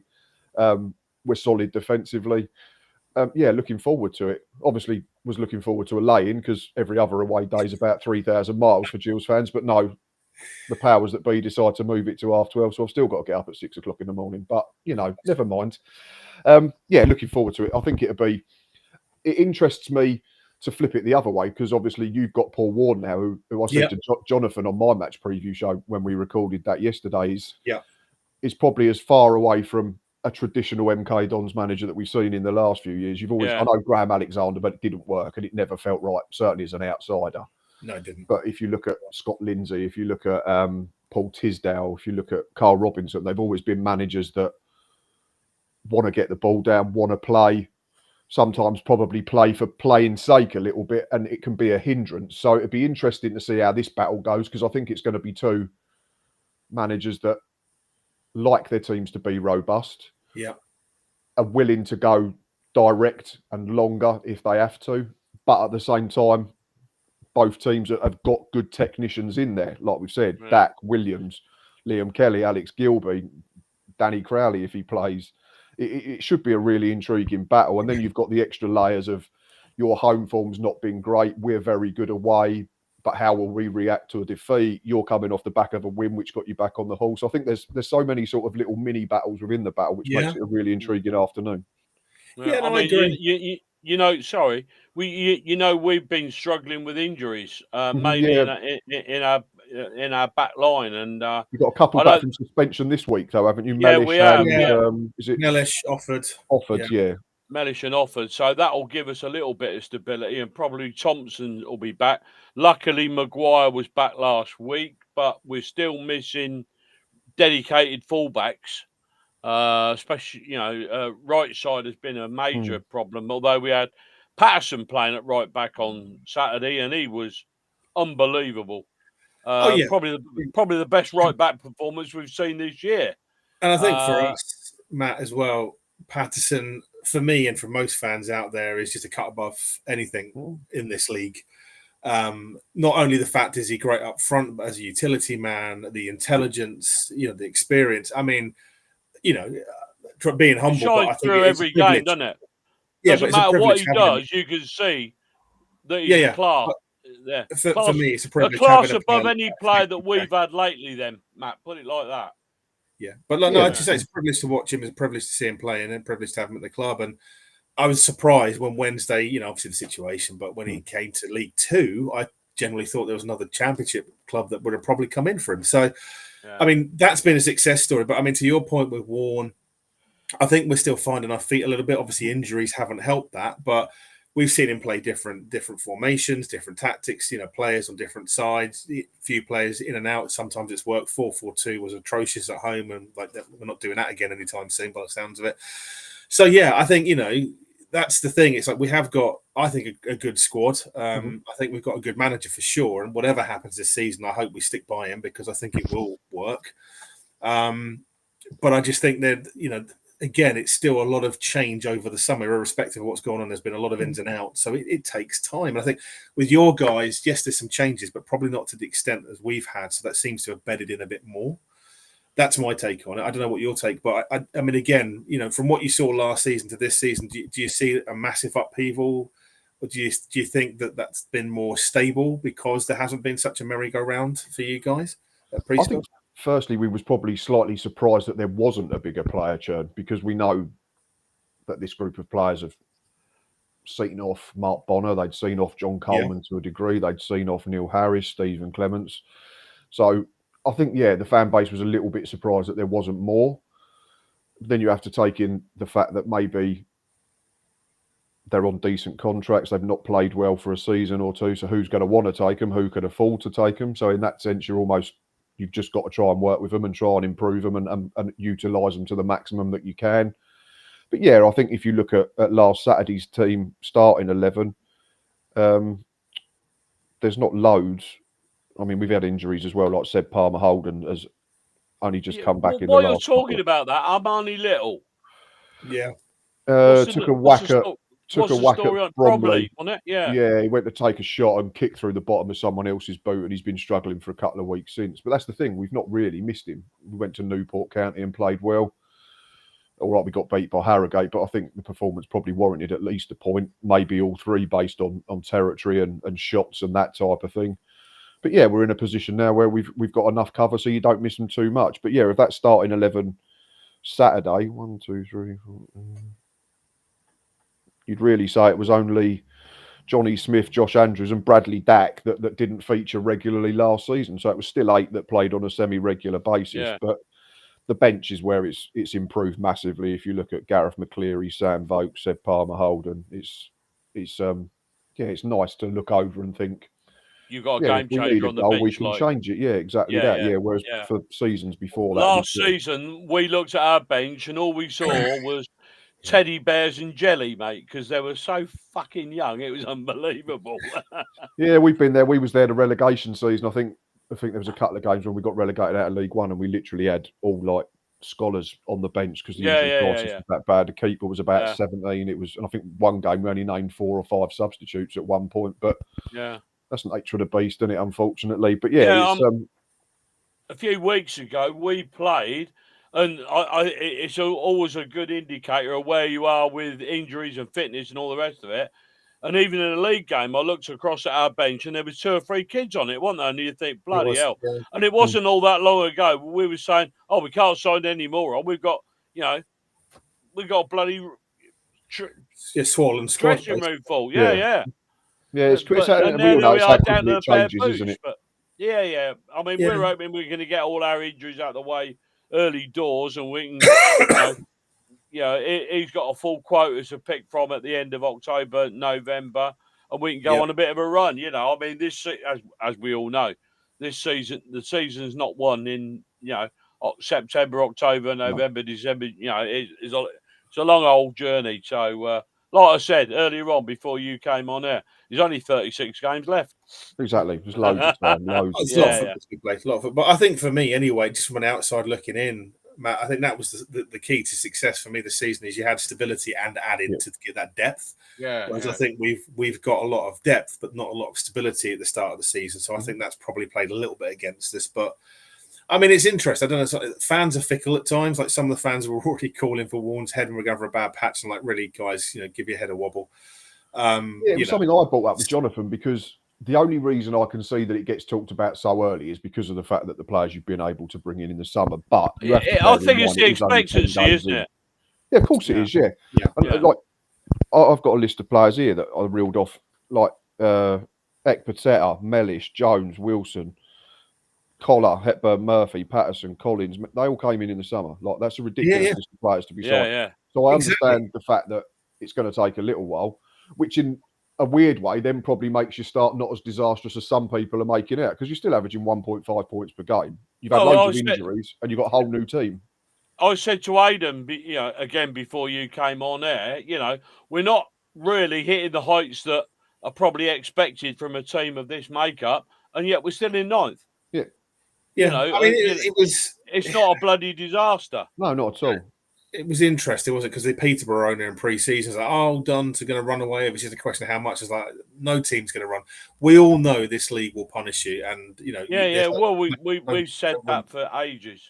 Yeah, so I mean, like, for me, to be ninth, not to be out of touch with that bonding going on and the changes and tweaks, I'm not too worried at the moment, if I'm honest. I don't think we'll be in a situation we were last season at all. But I mean, moving into the weekend, I think, it's going to be a tough game. We've talked about that. But, ultimately, where do you see, your danger man for Gillingham? I mean, you've got, is it Glenn Morris, the Gillingham keeper, who's been, he's the second oldest player in EFL. Is he your match winner? Is that experience the one that keeps us shut out? What's your thoughts, Matt? Who's your danger man? That's probably another key thing, is that we've got natural leaders now, more of them as well, the likes of Morris, and then you've got Amani Little, who's been around the block at EFL level, like Johnny Williams has played at a higher level. Daki's experience he's played in the for Championship. Yeah, he played for you a few seasons ago. 15. Daki's leadership is phenomenal for the younger ones. Sam Vokes, Gareth McCleary have all played at the top level, international. So there's loads of players that, even if they're not playing all the time, they're going to have an influence on the squad in a positive way. Daki, if he's fit, is still as good as anything in the division, if not the best player. You've said that a couple of times about his fitness. Has he been struggling? No, he's been fine this year. Right. I think he's started every game bar one. He scored 3 goals already. Probably would have had more because he's designated penalty taker, but for 3 penalties that we've had, he's not been on the pitch. The only game he's not started was Chesterfield on a Tuesday night. And then he came off as a precaution on Saturday, but he was confident that he'll be fine for the weekend. So fingers crossed and touch wood, I've not just jinxed it now. But yeah. He's one of them players that feels to me, I mean, obviously, you do your homework about us, we do our homework about you. And when and I was looking at it, I thought, bloody hell, Bradley Dack must be getting on a little bit. But he's 31. He feels like he's been around a long while. Yeah, he left us when he was 23. So it's, and then obviously we wouldn't have Bradley Dack if he'd not had 2 ACL injuries, because he'd still be playing top-end Championship at worst. 100%. He was that good. So obviously it's heartbreaking and gut-wrenching for Bradley that his career never got to where it probably deserved to get to. But the romantic story is that he might now come back and ultimately lead us to promotion, which would be great. And he'd love that as well. And he talks about how much he loves the club. He's certainly not here just for one last pay packet at all. Right. And Josh Andrews being fit gives us a different dimension up front. Seb Palmer-Holden coming back. But probably one who's probably understated to keep an eye on. And again, I hope I'm not jinxing him and he'll have a shocker now. Is Sam Gale, young centre-back, who's been absolutely phenomenal since he got in the side. I think we've lost 5 games out of nearly 30 since he got into the team. Sort of back end of January, 2021 today, actually. Wow. We were talking about him on a Gills podcast the other week that we do, and we all agreed that said he can probably play Championship at worst. Right. One player you haven't mentioned, or I made a little bit of a note, Romeo Hutton. Been really good recently. I was very critical of Romeo last season. Looked like he down tools a little bit, but I think he just won my Player of the Month vote on X. Right. Yeah, so he's got 3 assists in the last 4 games. Yeah. Defensively, he's been fine. It'd be interesting who comes up against who on which side, because you probably have Max Clark and him as the fullback. He goes more right wing back midfield, doesn't he? That sort of area. He'll play right hand side, either fullback or wing back, depending on how we set up. So he'll be up against someone like Hepburn Murphy, or maybe, I don't know whether Mendes Lang plays off the side. I know he's played. Well, they do tend to flip about a bit, but it's mainly Mendes Lang that side. So yeah, so there'll be a couple of really good battles, I think. So yeah. Oh, right, so I mean, from your perspective, Matt, what obviously doing your homework on us, who do you think the danger man is for Gills? Coming to SMK, is there someone that you'd mark out on that game? Just named them all, didn't I? I know. If there's like one play, do you think that's the guy that needs to be stopped? Patterson's obviously stood out a ridiculous signing at the level, like can play up front. You said he can play centre half. He's just one of them players who's really good wherever you put. You probably put him in goal, and he'd probably give you a 7 out of 10 as well. Yeah, well, we said that the other week. Don't laugh. Don't laugh. It might happen. Well, fingers crossed he has to go and goal Saturday, because that'll mean your keeper's been sent off. Hepburn Murphy's one, because I thought his numbers were better than they actually are. I thought his performances have been really good this season. I know he's only got 2 goals, but I think he looks like a really good signing, searing pace. Yeah. If he starts a game well, that's usually a good indicator he's going to finish it well. If he can't get into a game, mate, he can look a bit ragged, a bit disjointed, not really sure what his role is in the team. It's interesting, because since he's come in, the likes of Aaron Nemain, who were a bit on and off last season, has really raised their game. So in one way, he has an impact, but he's raised the game of Nemain as well. There was a rumour circulated in the summer that apparently we'd looked at him because we were looking for a winger, and then it all went really quiet. And then I sort of kept an eye on him start the season just in case. And he started the season really well. Liam Kelly, though, is what I absolutely love. Liam Kelly, I think he's one of the most underrated footballers in the division. Last season, as you know, he had a bit of a mare for us. He never really got there. But this season, with better players around him, he has looked more like the Liam Kelly we know. Yeah, I think he's a really good well, we know he can be. Put it like that. Yeah, exactly. So Portsmouth won, Watford 2, by the way. Thank you, Sky Sports. Home or away, by the way? Portsmouth at home? It's Portsmouth 1, Watford 2, yeah. That's untrue. I say Fratton's usually a hard place to go, so I'm surprised about that. But yeah, I mean, ultimately, I say we talked about the game, but Cole, how do you see this playing out? Could you ask me about an hour before kickoff, and then I'll see what our team is? Don't cop out. Come on. It's become a bit of a standing joke, Matt, so far this season that an injury of about 6 weeks length sort of comes out of the blue as after the game you find out that somebody's out for X amount of weeks, and you look at the team and think, how the bloody hell is that going to work? I don't know. We've got Offord back, which is obviously a bonus, and I can see him. I can see us playing the back 5. Actually, I agree with what Luke Payne said earlier, and I don't know. I think I'm going to predict the same score as Matt's going to predict, and I think Matt is going to predict a 1-1 draw, and I'm going to stay with that. So that's what I think. Notes from last night's preview show. There you go. 1-1. Okay, now in that case, Cole, who do you think's scoring the goal or goals? I wouldn't be surprised to saw. I got a feeling that we're going to go 1 up, and I think Patterson, and I think Bradley Dack will reply for the Gillingham. Yeah, and I got it right this time. Okay. Matt, you've already sort of put it up on the screen, but I mean, how do you see the game playing out on a sort of result aside? But do you see this being a tight game, an open game? I think it will, and and if you look at, we've already sort of alluded to it last week's results, you want to build on picking up a first win in a few. You also want to get a point against, and no disrespect to Shrewsbury, a better side. Gillingham are a better side than Shrewsbury at the moment. I don't think that's unfair to say. We want to show that we can bounce back from adversity. And it's been a long time since we've lost, so we've then got to learn that's new to us again. And as much as winning becomes a habit, so does losing if you get stuck in a rut. So I see it being tight. Obviously, there's your home form to take in. You've not been great on your own patch. I don't think your stadium helps you at all in terms of the fact that it's so big. It's a great facility, don't get me wrong, but it's so vast that even if you've got 7, 8, 9,000 in there, they're all so spread out. Yeah. That invariably, it's the away fans that end up sound like they're making more noise because we're all put into one smaller section. Yeah. We won't want to get beat. I don't know. I'm not. Collins obviously said that you'll take the lead. I'm not sure. I think it will be quite. Well, the reason I say that because to make my 1-1 up, we haven't responded very well to going behind. So, okay. So my method of thinking is if we're gonna get a draw, we need to score first.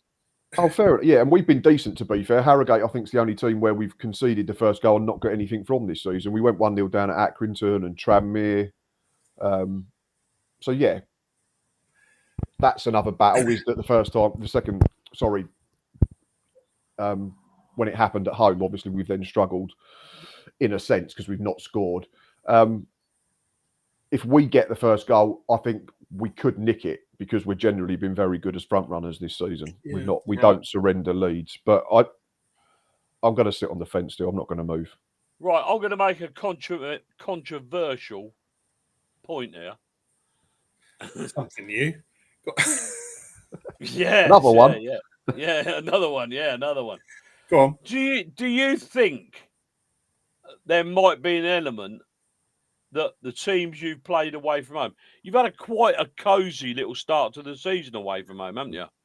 Would you agree on that? Who've we played? I mean, you've played Newport, Bromley, Oldham, Tranmere, and Accrington. Accrington, Accrington was very much a first day performance. You've drawn three and 1-2. Yeah, Bromley was probably our biggest test. I've said they're the best team we faced by a mile this season. They were so really good. Not the best team in terms of they've got the best players and they play the best football. But well organised. Every single player knows what they're doing. Their front two are an absolute pain in the arse to play against Kabamba and Michael Cheek. Yeah. We could have been out of sight, and that's why I think if we do go behind in games now, I'm more confident that we'll get something out of it. Oldham was a tough game. I think if they'd signed Michael Mellon the week before we played them, they'd have probably got something out of that game. So yeah, Accrington and Tranmere based on league position, Newport certainly.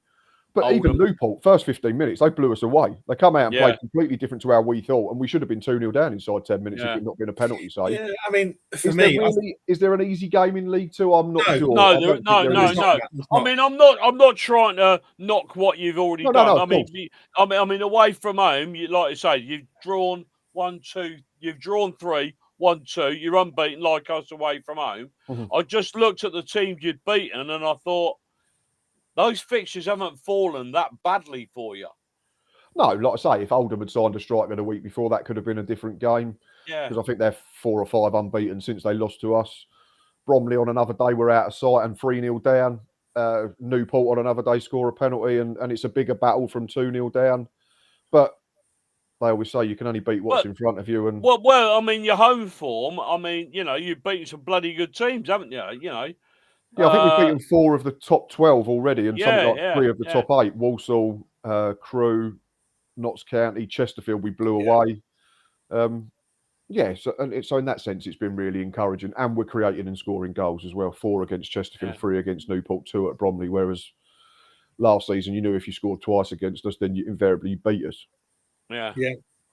I mean, I don't see it the way Colin. I know it's a controversial statement, but I don't see that. I mean, we've played Oldham. They're no one's fools. They've come up on a hell of a run. They were difficult for us to play. So I think that's an achievement. But we played them. We played them. Their very first game back in the EFL. You bloody well knew what we were going to come up against. Well, yes, no. I don't think they're no one's fools, and I think they're going to be fine this season. But I don't think that's an easy game. Bromley, again, probably the surprise package. But when you look at the style of play, their performances, they're gonna be there or thereabouts at the end of the season. I've got no doubt about that. And actually, we struggled like hell against them last season, didn't we? Yeah, I mean, ironically, couldn't handle Michael Cheek at all, could we? No, but I'd like to see them go up this season. I generally would. We've played 5 of the same teams essentially, so. Yeah, exactly. If you're leveling it us, you can level it at both sides. It's 100%.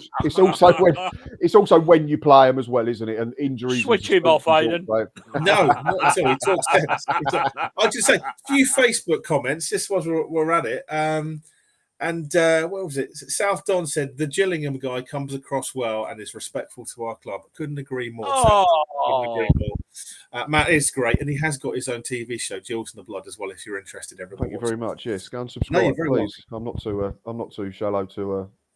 I am shallow enough to ask. Sorry, yeah. No, not at all, mate. Not at all. But no, look, I said at the start of the season, for me, the top three at that in no particular order at the end of the season would be you, us, and Chesterfield. Is what I thought. Yeah. So far this season, you've always been saying Gillingham, haven't you? Yeah, and I just could sit. I mean, if it's going about Rovers, I said no. I said last season I saw enough from Gillingham to know that there's a good team there that just needed a few tweaks. And I think personally, Ainsworth is probably the best manager for you, given the style of play and sort of the physicality. I think that fits you and complements you really well. Whereas Alexander for us was completely the wrong fit. I think, conversely for you, it's probably one of the best fits to be quite honest. So I can see that not just being a situation goal. Well, I think Gillingham will go again. There's a lot of football to be played, as we've mentioned, but I think if that sustains, they'll go up, and I think they'll be fine in League One. I think for us at the moment, out of the top three I predicted, I'm more and more about us than the other two. So, yeah, I mean, swings and roundabouts. But for the game this weekend, I think your point is if we score first, we don't lose the game. And I'd probably say the same for us as well, yeah. So we keep coming back to the same place, don't we? Exactly. Whoever scores first on Saturday is going to be extremely critical, I think. Yeah, but this is my point. So I think if we score first, we don't lose the game. But do I see us scoring first? Probably not.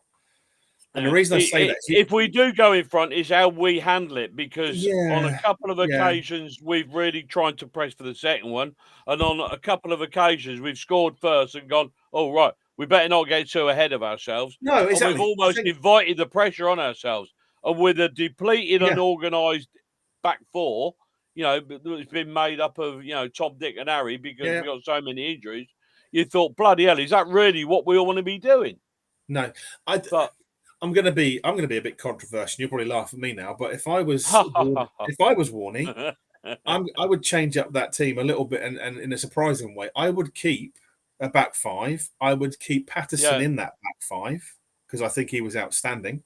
He was outstanding. And I would move Hepburn Murphy into the front man, and I'd put Nemain on the wing to replace Hepburn Murphy personally. And where are you going to put Hogan? Out the door, somewhere in a taxi towards Bletchley. I've got no time for it. And I was about to say, Sheila's sent Hogan to score. Sheila, you can go off people very quickly. That guy is robbing a living in any EFL team. Don't listen to him, Sheila. Sorry. We love you, Sheila. I'm joking. But no, for me, it's about pace up front. I think if you've got Mendes Lang, you've got Hepburn Murphy, you've got Nemain as the front three, in effect, I think that's where you're going to get some joy because you can. Yeah, I'm with you on that. I'd like to see Patterson stay at right back. I thought he'd done the bloody. Yeah. Well, depending on who's back on Saturday. Depending on who's back, but I mean, given and who's injured on Saturday. Yeah, and it probably sounds perverse to say that because you're thinking he's one of the best players up front, Aidan, what you're talking about. Yes, he is, but I think sometimes you need to change it up, and I think he was the man of the match for me against Shrewsbury, without a shadow of a doubt. 100%. And if we're still bringing players back from injury, there is a risk. There's match fitness, there's time to bond, etc., etc. So I think he's proven it. He can do it. I'd keep him there. He's a physicality that we are going to need against a team like Gillingham. So controversial or not, that's how I'd play. I'd have five at the back. I'd keep Patterson in that back line, and I would put Hepburn Murphy up front with Nemain and Mendes Lang because I think the pace would then cause Gillingham some more concern. No, we haven't had your prediction yet, the score. I haven't got there yet. I was going to get to that. So, okay. Like I said to you, it all hinges on who scores first. If we score first, eat your donut. If we score first, I could see. I'm not saying we will, but I could see us scraping a 2-1. Have you been drinking? No, I haven't. If we don't score first, I can see us losing 2-1. That's how it's going in my head. I think whoever scores first goes on to win. I can't see it being a draw. I just think both teams have got enough of a bit between their teeth to want to be the point and get back on track, or in our case, actually prove a point at home. So I think it's going to be an open game, and I think there'll be goals in it. But I just generally feel that both teams have got the ability to go on and win it. And for me, it hinges on who takes the lead and how they handle that. So I think if we get the first goal, I'm not saying it's going to be easy, but I think we could probably nick a 2-1 at home. that said, if Gillingham get the first goal, I could easily see them going 2-0 up, and then we're getting a goal, and it's a consolation goal done. So I should be about 10 mile away by then, by the time it goes 2-0. Yeah. I should be going round the roundabout by the hospital by about then. Well, I know you will be. Yeah, I know you will be. So, yeah, and again, it's one of those. It's too hard. I can't hand on heart say I definitely it's going to be that way, but I just think Luke Payne has put a prediction for the team. McGivery, Rush, Offord, Ekpateta, Maguire in the main, Collar, Gilby. Yeah. I don't disagree with that. It just depends where you put each of the players. But no, I agree. That's where my head was going. Ryan said Aiden for Gaffer. I mean, crikey, mate. I don't know if that's going to go anywhere. Thank you. I appreciate that. But yeah, I don't know. Like I said, I can see one team winning it, but I think it hinges on who scores first. Well, really? I tell you what, some pundit you are, aren't you? Well, no, as I said, it could go for me. Can they? No, but that's what I'm saying. For me, that it goes. Both teams have got the ability to win this, and I just think it's going to be such a tight game that whoever takes the early advantage is going to have the advantage to go on and win it. I can't see it being a game you put serious money on, would it? I wouldn't put money on it because I couldn't call it. If you did, you'd have to do it on both sides. But yeah, that's how I see it playing out, Cole. I think both teams got the capability. I'm not going to sit on the fence, but I'm not going to tell you that we're going to win it or Gillingham's going to win it. I just think whoever gets out there and does this goal will be the team that wins the game. You say you're not going to sit on the fence. Could you stand up and check your arse for splinters? Not at all. Not at all. But yeah, that's just how I see it. I just generally think both teams have got the ability to do this, but it will just generally hinge on that early advantage, and then it's how the other team reacts to that. And I think that's the thing. As soon as the one team's got a goal, play opens up a lot more because then you've got to come out and attack, and then that's when you potentially open up again. Right. When are we playing again? When are we playing at your place, Matt? Do you know? Where's your nose? February? Let's have a quick look.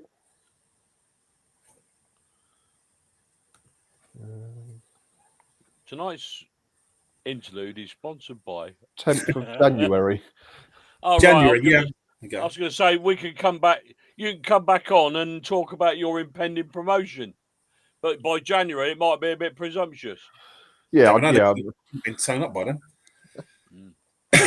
Another unbeaten run. Who knows? Colin Gidd said a 2-1 win. I'm presuming. Who for though? I'm presuming he's done. I'm saying nothing. But yeah, so like I said, I'm generally excited for this game. I know it's going to be, and the other thing as well, the other hoodoo that Matt may be aware of is we never win on the TV, Matt. So, I'll record when that Sky TV deal come out. All Gills fans were like, "Oh my Christ, this is ruined forever." Really? So there's both teams fear Sky TV. But then everything's on Sky TV now, so I'm not sure it really applies to anyone. So we was on TV against Bromley, and we came back in the last minute, and I cost one of our players a ban in the end because it was on Sky TV, but we won't go into that subject. Well, we lost both games 1-0 last season, I believe. So, I'm sitting. Like I say, I'm staying there 1-1. I'm with Matt. Aiden's on the fence, can't make his mind up. Predicting 2-1 either way. Yeah, but Cole, honestly, this is one of those games I'm generally excited to watch because it is going to be, I think, a real ding dong of a game. Right. Okay. And actually, two very good footballing sides against each other. And again, like I said, I would hope at home probably be the most boring, shitty game we've seen. No, not at all. Because both teams want to go out and win it. Built it up well. Are you working for the club's media department now? Not at all. They wouldn't have me. Try to boost tickets. No, they wouldn't have me either. I'm too controversial. Yeah, exactly. So Arthur reckons we're going to win 3-0. Arthur's not well. Arthur's been drinking. I wouldn't disagree, Arthur. If we can, I'd be over the moon with that. Yeah. Ryan thinks we're going to win 2-0. He thinks it's the game that Mendes Lang shows his worth. We'll see, Ryan. We'll see. You see how many deluded fans we've got, Matt? Oh, they're everywhere. Every fan base is gone. Not at all. It's a tight 2-1 win for Don Zash. Yeah, I think I generally agree, but which way I just can't call it. Yeah. I would have said this time last week before the game. Darren Drysdale's the man in the middle. Did you know that, Matt? Yeah, as long as he doesn't headbutt any players. Just look at the face of a person who knew that Darren Drysdale was in charge. Well, you know, Darren likes us to get his head down and get into it, and literally, with some championship players. Yeah, I think he sent off Neil Harris a couple of years ago when we got relegated at Portsmouth. He did, actually. Yeah. Oh, courtesy of Collins Ref Watch. Yes. Yeah, Darren the Judge Drysdale is in charge. Oh, we had him a couple of years ago when we played AFC, and AFC kicked us shitless. I mean, I kid you not. They could have yellow carded nearly every player in their team, and Drysdale just fucking let it go. It was unreal. And I thought the main was trying to learn how to fly. The amount of times they kicked him up in the air. Felt like it, didn't it?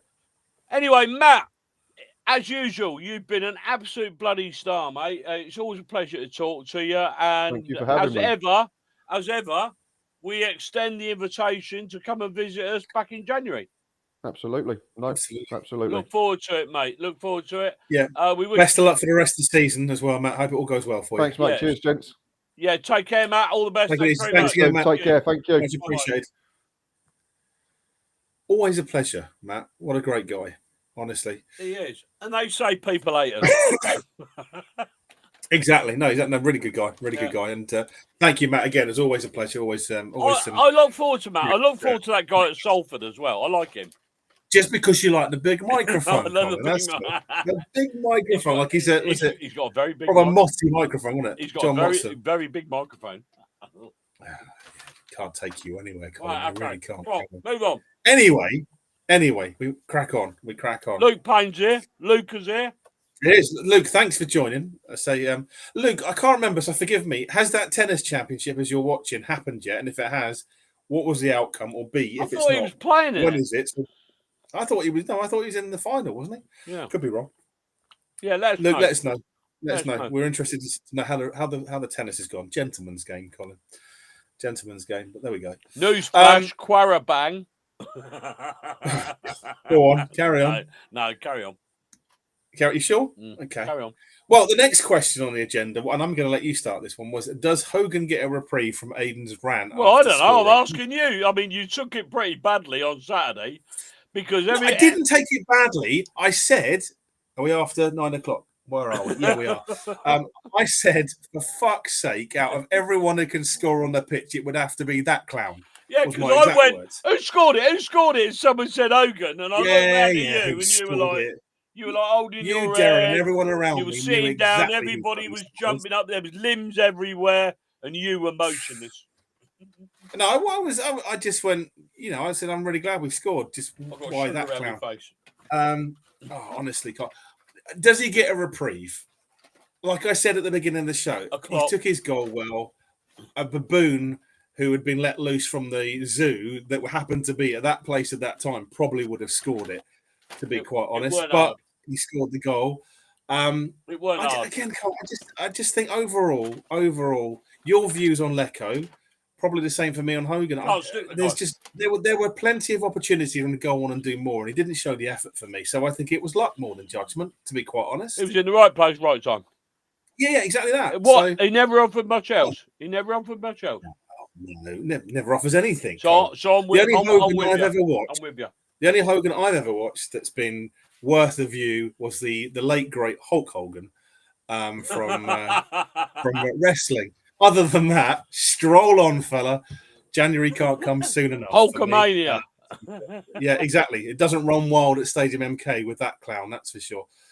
Again, other people have a different view. It's my personal view. Portsmouth 2, Watford 2. There we go. I didn't think they'd lose that, to be honest. I could be wrong. I don't know, Cole. I don't know. I mean, look, I could be proven wrong, and I'm happy to be proved wrong. But it comes with attitude and application. I keep saying, I'm the same with Lecco. I want to be proved wrong, but every week I'm proved right, and I'm sorry. My patience. We've got an apology. We've got an apology on the show. My patience has run out, mate. Yeah. So sadly, I lost it. Yeah. Took some inspiration from Don's and got injured during the first game. 2-6. Oh, Luke, what are you doing? You can't do this. Look, you're going to come back from this. You're going to learn from it. We're going to see you at Wimbledon at some point. What we're going to say, we knew that guy before he's famous.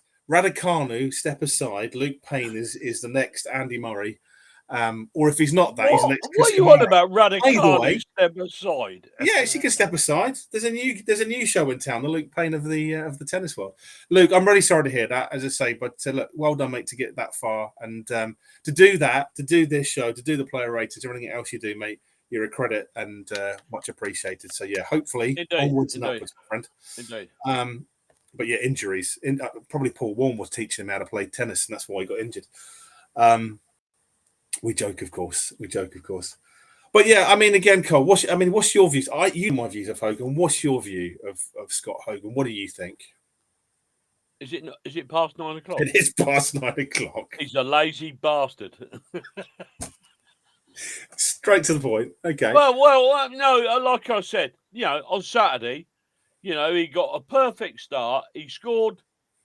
Okay, he could have done so much more. But he still had to gamble to get there. But, you'd have thought and hoped he'd have kicked on from that. But can anybody really remember what... Yeah, well, you're right, Ryan. Can anybody really remember what he did for the rest of the game? I can't. I remember him not following that in the main shot, where he pulled up, and I said, "You look at that! He stopped." Yeah, not following the main shot. If he'd carried on running, he'd have tapped it home. Another one where he was just pedestrian. To be fair, and I don't care, Cole. I think when we play him, we're down to 9 men before we're on a hiding to nothing. I just don't know what the manager sees in him. I don't know what the manager sees in him, but there are other players I would be given opportunity to from the academy team over that guy, to be quite frank. I'm telling you, Warren owes him money. He probably owes him money. I'm saying nothing, Cole. What do we know? He's probably going to be the top scorer at the end of the season and prove me wrong. But, I mean, if he is, I will eat humble pie. Anyway, come on. We've done enough of that. We have, and condolences to the late great Hulk Hogan, just to make sure that obviously. He died recently, didn't he? Bless him. He did. Hulkamania is alive and well, though. It is, and I actually met him many years ago, and generally was a really lovely guy. Was my child? You seem to meet a lot of people, don't you? I do. I mean, yes, haven't they still got a restraining order? Not at all. Ash will tell you when you're going on these wrestling circuits. There's lots of conventions. I got to meet him at one of those. Many years ago, but yeah, really lovely guy. The MK Army. Let's get back to football anyway. The MK Army on the road, Cole. What's your view? Because I think unbelievable, and I want to pay praise to Harry, the drummer. Who had a personal meeting with Warren the other week, and had a chat with Harry down at the ground, and showed his appreciation. And it is one of the factors of the way. If you haven't been away from home, you don't know what you're missing. It's like a party. Different worlds. The singing, it's unbelievable. The singing does not stop. No, and fair play to everyone. Just the general feeling of, being part of the MK Army against the world is a special feeling, I think. That's my, away from home is the atmosphere is cracking.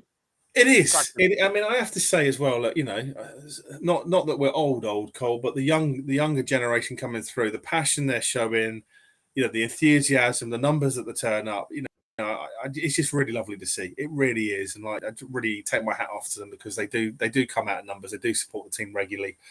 And again, football's not the cheapest game in the world to do with travel and tickets these days. People travel good miles, mate. But bloody hell, when they get there, they do not waste it. They don't sit on their arse. They're up dancing, singing, shouting. Yeah, absolutely. But you say young, old, all sort. But like I say, I just think the thing is, do you think that's part of the reason that we've had a pretty strong away record this season? I think so, in part. But people at home, do you think it has an influence on the way we play away from home? I think so, in part, Cole. And again, what's nice to see, not that you see it too often on certain social media, is the amount of clubs that actually sort of praise our support after a game. That is nice to see because it does show that we're making an impact. I think it has made a huge difference. When you're coming out away from home, it's intimidating enough. But when you can hear your fans singing and screaming and supporting you in the corner or behind the goal over the home crowd, makes such a difference. Such a difference for me. There's a few comments. Sorry, we'll come back in a second. But a few comments I wanted to pick up on. Stephen was mentioning the fact he feels we'll get overrun in midfield and struggle this weekend. What's your thoughts on that, Cole? Well, I noticed somebody else put on a comment a second or two ago about Kelly over Crowley. And I agree. I don't think, in addition, I don't think we can play Kelly and Crowley next to each other. No, I don't. I think you either start one or the other. You don't have them both on the pitch at the same time. I don't think it's worked well for us this season. I think Crowley's worked well when Kelly hasn't been on the pitch, and Kelly's worked well when Crowley hasn't been on the pitch. It's and again, different strengths for different games. Both would be an immediate wrong move for me. Yeah, exactly. Well, I don't know. Maybe Luke Payne can do a video on the Gerard Lampards of League Two, which is Kelly. But I think they both bring something different. So it wholly depends on the way we set up the teams we're playing. I just think, to Craig's point and to Luke's point there, I think Kelly is probably a better option against Gillingham for sure. It's hard to. I mean, again, we'll come on to our player of the month in a minute. But I mean, again, Kelly is certainly one that stood out as consistent, not just as in terms of the moving on from last season, but has been very consistent and probably has been a bit of an unsung hero for me this season, to be quite honest. Does the basics right, does it well, Cole. I mean, Luke's comment was obviously we just flashed up there, but obviously Matt's just coming on as well, and he's saying, important question: will Casbar still be at the ground as usual Saturday? Yes, 100%. Yes, he will. As it says on the ticket tape at the bottom, he'll be outside gate 7 as usual. He will be there. Definitely will be there, so not a problem at all. Ryan said, proud to be part of the MK Army. Why it's tattooed on his arm. MK Army. Hang on, so you want to show Ryan, you're one of, not that one, keep going. Dean Lewington. I don't. It's the lights reflecting off that, Cole. You can't see it so well, but anyone wants to see the Dean Lewington tattoo that Colin's got on? Saturday, come down. It's brilliant. I've also got "Welcome to Llandudno." I'm saying nothing, Cole. Choo choo, right? Choo choo.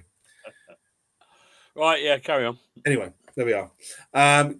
Say Chris Watwood just said, "I wish at home people just joined in." Yeah, I agree, Chris. Yeah, I agree. Painful, right? You look. I look around the cowshed when there's a bit of a cheer going on. And there's so many people can't even be bothered to sit there and go. No, do you know what's interesting? I can't believe. I reckon there's people been going there 20 bloody years and never even raised a clap. Well, not just that. I don't know if you get it, and again, anyone watching, but I sit in block 13, so the one over from you, Cole. But I've had people turn around to me in the past and tell me to be quiet. Yeah. It's like, I'm not. This isn't a tennis game. This is a game of football. I've supported this team for 20 plus years. I have a right to back the boys and sing for my team. Unbelievable. And people sitting there telling me to be quiet, I'd question why you're at the football if that's what you think. Yeah. So if you don't participate normally, get off your arse on Saturday and start getting behind the bloody team. Well, I mean, again, Cole, it doesn't, like you say, you don't have to scream and shout and blow if that's not your thing, but like just show some kind of support. It really means so much to players. We know that from what the feedback I've got a lot of sugar on me top. I'm not surprised, Mr. Greggs. There we are. Karen, could you come and wipe me down? I've got a lot of sugar on me. Obviously, Karen, you can't take him anyway. Millwall 0, Coventry 4. Kane Kesler Hayden. Remember him? Yeah, I do. A great player for us, to be fair, back in the time. Yeah. But nice to see him doing well. I don't know, Cole. I don't know. I mean, like I say, I think the MK Army for me away has been exceptional. To Chris's point, I'd love to see more people getting involved.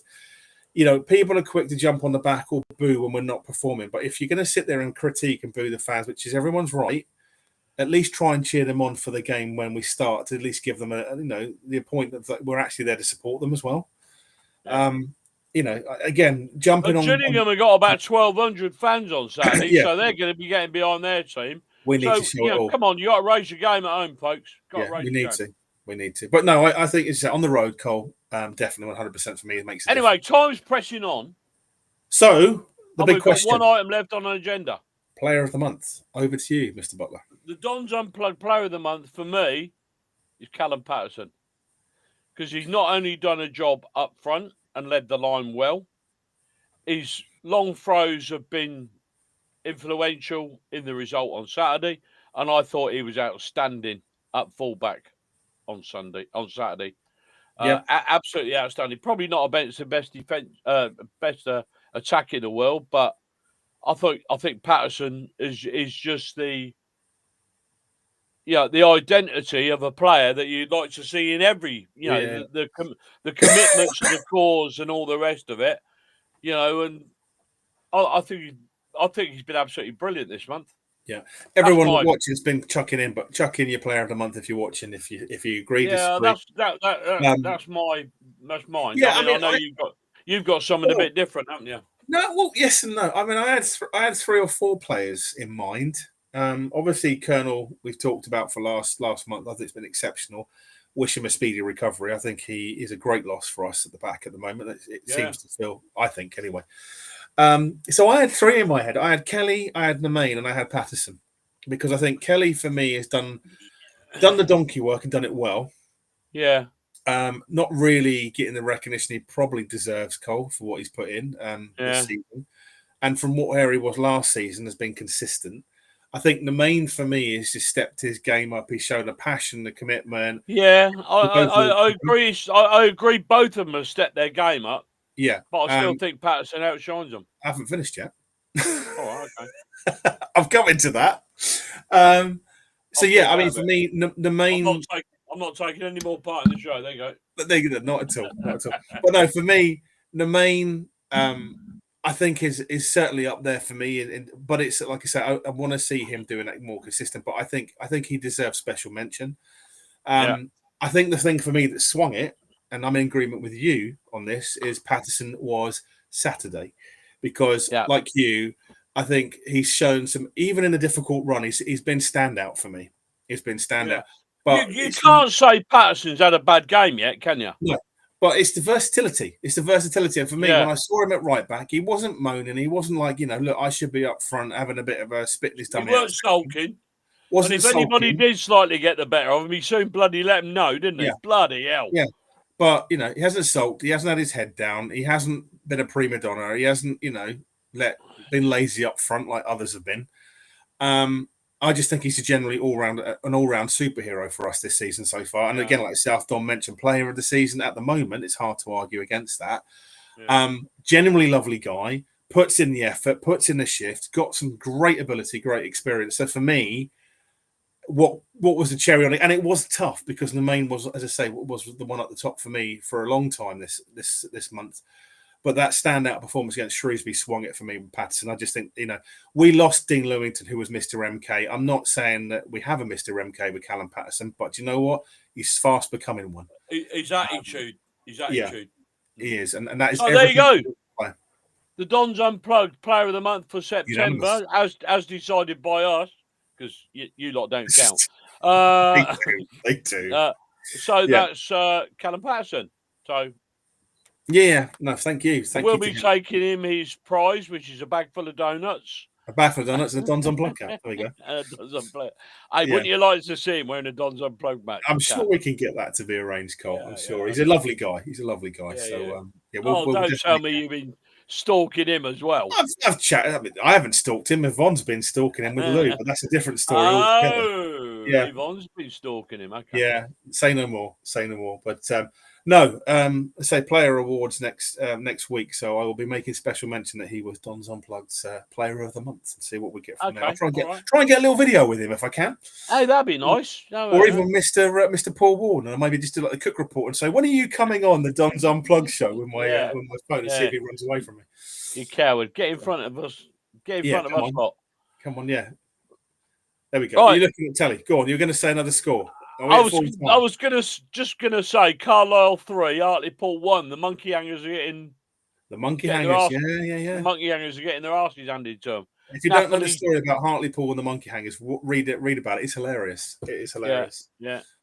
It's not hilarious for the monkey, but it was quite funny. Wasn't it? Well, it's quite a funny story. But there we go. Well, I think that's it, Cole. Do you know the name of the Hartlepool mascot? The name of the monkey. Oh, no, God. Yeah, the monkey. He's a monkey. Do you know what his name is? I'm trying to think. I do know it. Give me a second. It's been a while since we've been there, Cole. Yes, because it's to do with the monkey hangers. Hangus. Angus. That was it. Yeah. I knew it. I was trying to work out what it was. But yeah, because it's the monkey hanging. Yeah. Angus. Arsenal still leading 1-0 against Olympiacos. And like you said, that's about it, isn't it? This is a wrap, isn't it? Well, I don't know if it's a wrap, but it's certainly. Any more comments? Any more? I think we're good. I think we're good. Let me just double check. Right. I'll double check. Any final comments from anyone? Feel free to whack them up. Any more scores? Any more player of the months? 3. Karen's daughter. She wants a free T-shirt. Comment again. I'm joking. Come and see Karen, me, Daddy, Karen. Well played, Karen. Getting your daughter to do that. Getting the daughter. What was her name? Helena. Helena. So Helena. they're both going to come and collect. Karen, she's got to come with you to collect the caps and say hello. Yeah. Otherwise, I'm never in the end of it from Colin. We do personal fittings for caps. Oh, yeah, unbelievable, isn't he? Unbelievable. Can't take him anywhere. No, I think that's it, Cole, for the comments. Okay. I think that's it. Okay. So we back next week? Next week, next Wednesday. Next Wednesday. We'll be back next Wednesday, 7:45. You might see a few live drops. Portsmouth finished 2-2. Well, I'll get a point out of that. Who are we playing? Bristol Rovers? We're playing Gillingham this weekend, Cole, at 12:30. No. So I couldn't help myself. Bristol Rovers the week after, my friend. And we got Reading on the Tuesday night, so we'll be able to talk about that. All things reading. Yeah. I noticed that Reading beat West Ham under 21s the other night, 3-1. They did. So they'll probably beat us about 8-0. So interesting turnaround with Reading. I mean, again, we'll talk about it next week. But we went up there obviously a little while ago, and they were in real trouble, and they seem to have turned it around. Fair play to them. So on next week's, then we're going to talk about this game. We're going to be previewing the Bristol Rovers game. We're going to be talking about the lads playing on Tuesday against Reading. We are. Any questions you'd like me to take to the sponsors' evening? Any particular players you want me to go? How come you're going to the bloody sponsors' night? I couldn't possibly comment, Colin. Okay. If you can get any players, I've been invited. If you can get any players wearing a Don's Unplugged hat, I'll be mightily impressed. I'll try. I'll probably get Warney to do it. If we can, do you know what? We won't have it ready for that. I'm going to try and get a bobble hat made up with Don's Unplugged, and we can present that to him and see if he puts that on. There we go. Maybe that will get him on the show. Ask him why he doesn't come on the bloody show. He'll just say because Joe's never told me you want me on the show. Yeah. Probably. Well, I saw him at bloody Itching or where it was, or Brackley or somewhere. I said, "Come on the show." He's like, "Yeah, I'd love to." Yeah, right, okay. Yeah. Well, right then, come on. We'll call it a day. That's it. It's way past my bedtime. Is it past your bedtime already? I'm at a funny age. I'm bursting for a wee. You're at a funny age. My glass is empty and has been for about the last half an hour. My go bag's on. Empty. Karen, his bag's empty. My bag's empty. Got no more donuts. It's tough. So that's about it. So I think it's about time I said to you, say goodnight, Aidan. What do you reckon? I guess so. Good night, Aidan. Good night. See you Saturday. 12:30, not 3 o'clock. Oh, outside right, the Casbah. Come on, you Dons! Come on, you Dons. Here's to Saturday. Okay, See everyone there. Take it easy. Thanks for watching, guys. Bye.